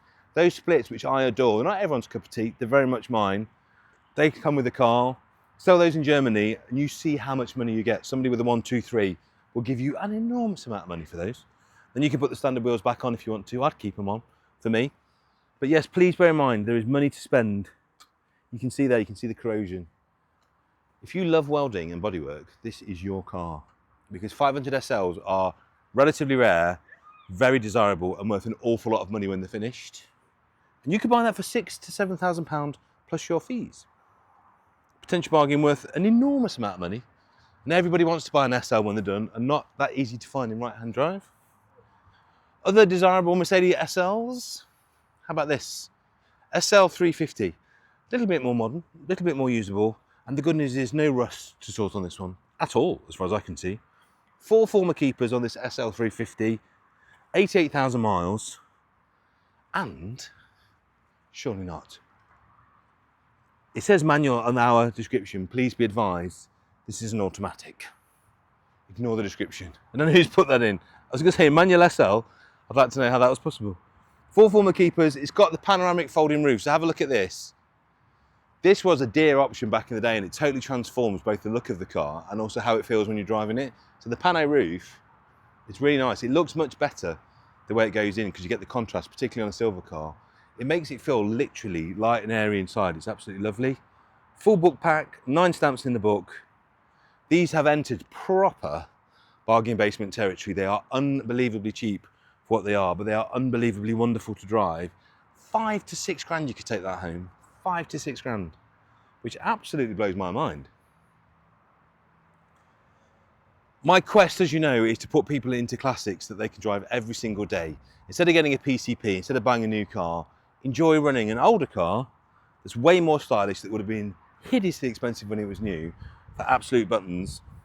I always say, find a good specialist, find a good Mercedes specialist that will love you and look after you. That needn't be a horrendous ownership proposition. And £5,000 to £6,000 plus fees, you can have that on your driveway. Or maybe you prefer another CL 500. 79,000 miles on this one. Fantastic history, 2 previous owners, every MOT from 2003. Got a nice car cover, it's got keys, it's in the best colour, the German national racing colour. And it's just had £900 spent on suspension and a brand new battery. So again, it's answering a lot of the headaches and problems for you.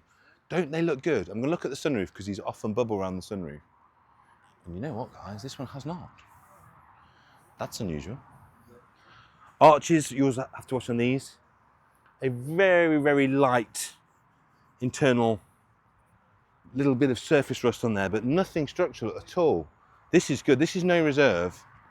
Why would you not have a bid on this for a little bit of fun? And with that money spent, again, little mild refurb to do on the alloys, but it's just ultimate wafter. Could be the bargain of the sale, that one. We've got a lot of cars at no reserve, which could be, because you never know. Market's in a nice, interesting place at the moment, very much a buyer's market, which is why a lot of our vendors have come in at very sensible reserves. You could absolutely have that for a few £1,000s. And my word, wouldn't you feel special? So you've got a nice registration as well. So how about this? Let's finish on a celebrity TV car. If you're a fan of Emmerdale Farm, or Emmerdale as it's now known, you'll recognise this. This is Robert Sugden's car off the TV shows. This is a screen used example of a car which you'd normally pay an enormous premium for, but in this case, we've estimated it pretty much as a standard car. So 87, 944, 16 valve with the correct badges on as well. It's got the teledial wheels. It's done 159,000 miles, and it's got, as well as its time on television, it's got a fantastic history. I can see if you look inside as well, if you shoot through the window, you see it's got the Porsche bottles, glass sunroof as well, bundle of service invoices, book pack and wallet, just a really nice car. So what would you pay for something like that? Despite the fact it is screen used, which normally adds a premium, as I say, you're going to pay for that, let's have a look, 6 to 7. What a fantastic car. And like I say, if you're not sure, you can either have the metal roof or come and have a look. So that's your discreet roof. Come and have a look in the back, Phil. It's got both roofs. Not something you see very often. That's worth a lot of money by itself. So take the metal roof out if you want, put the glass roof in, gives you that light, airy cabin feel. So there you go. Hopefully, amongst that lot, you've seen something that you like. Don't forget, like, subscribe, ring that bell for the notifications. More importantly, if you have seen something that you like, if you're bidding remotely, don't forget to register to bid online. If you're coming into the sales room, you'll need to be here from about 9 o'clock on Saturday morning, where you can, of course, register in person. But either way, go to manorparkclassics.com and I will see you in person or online Saturday morning.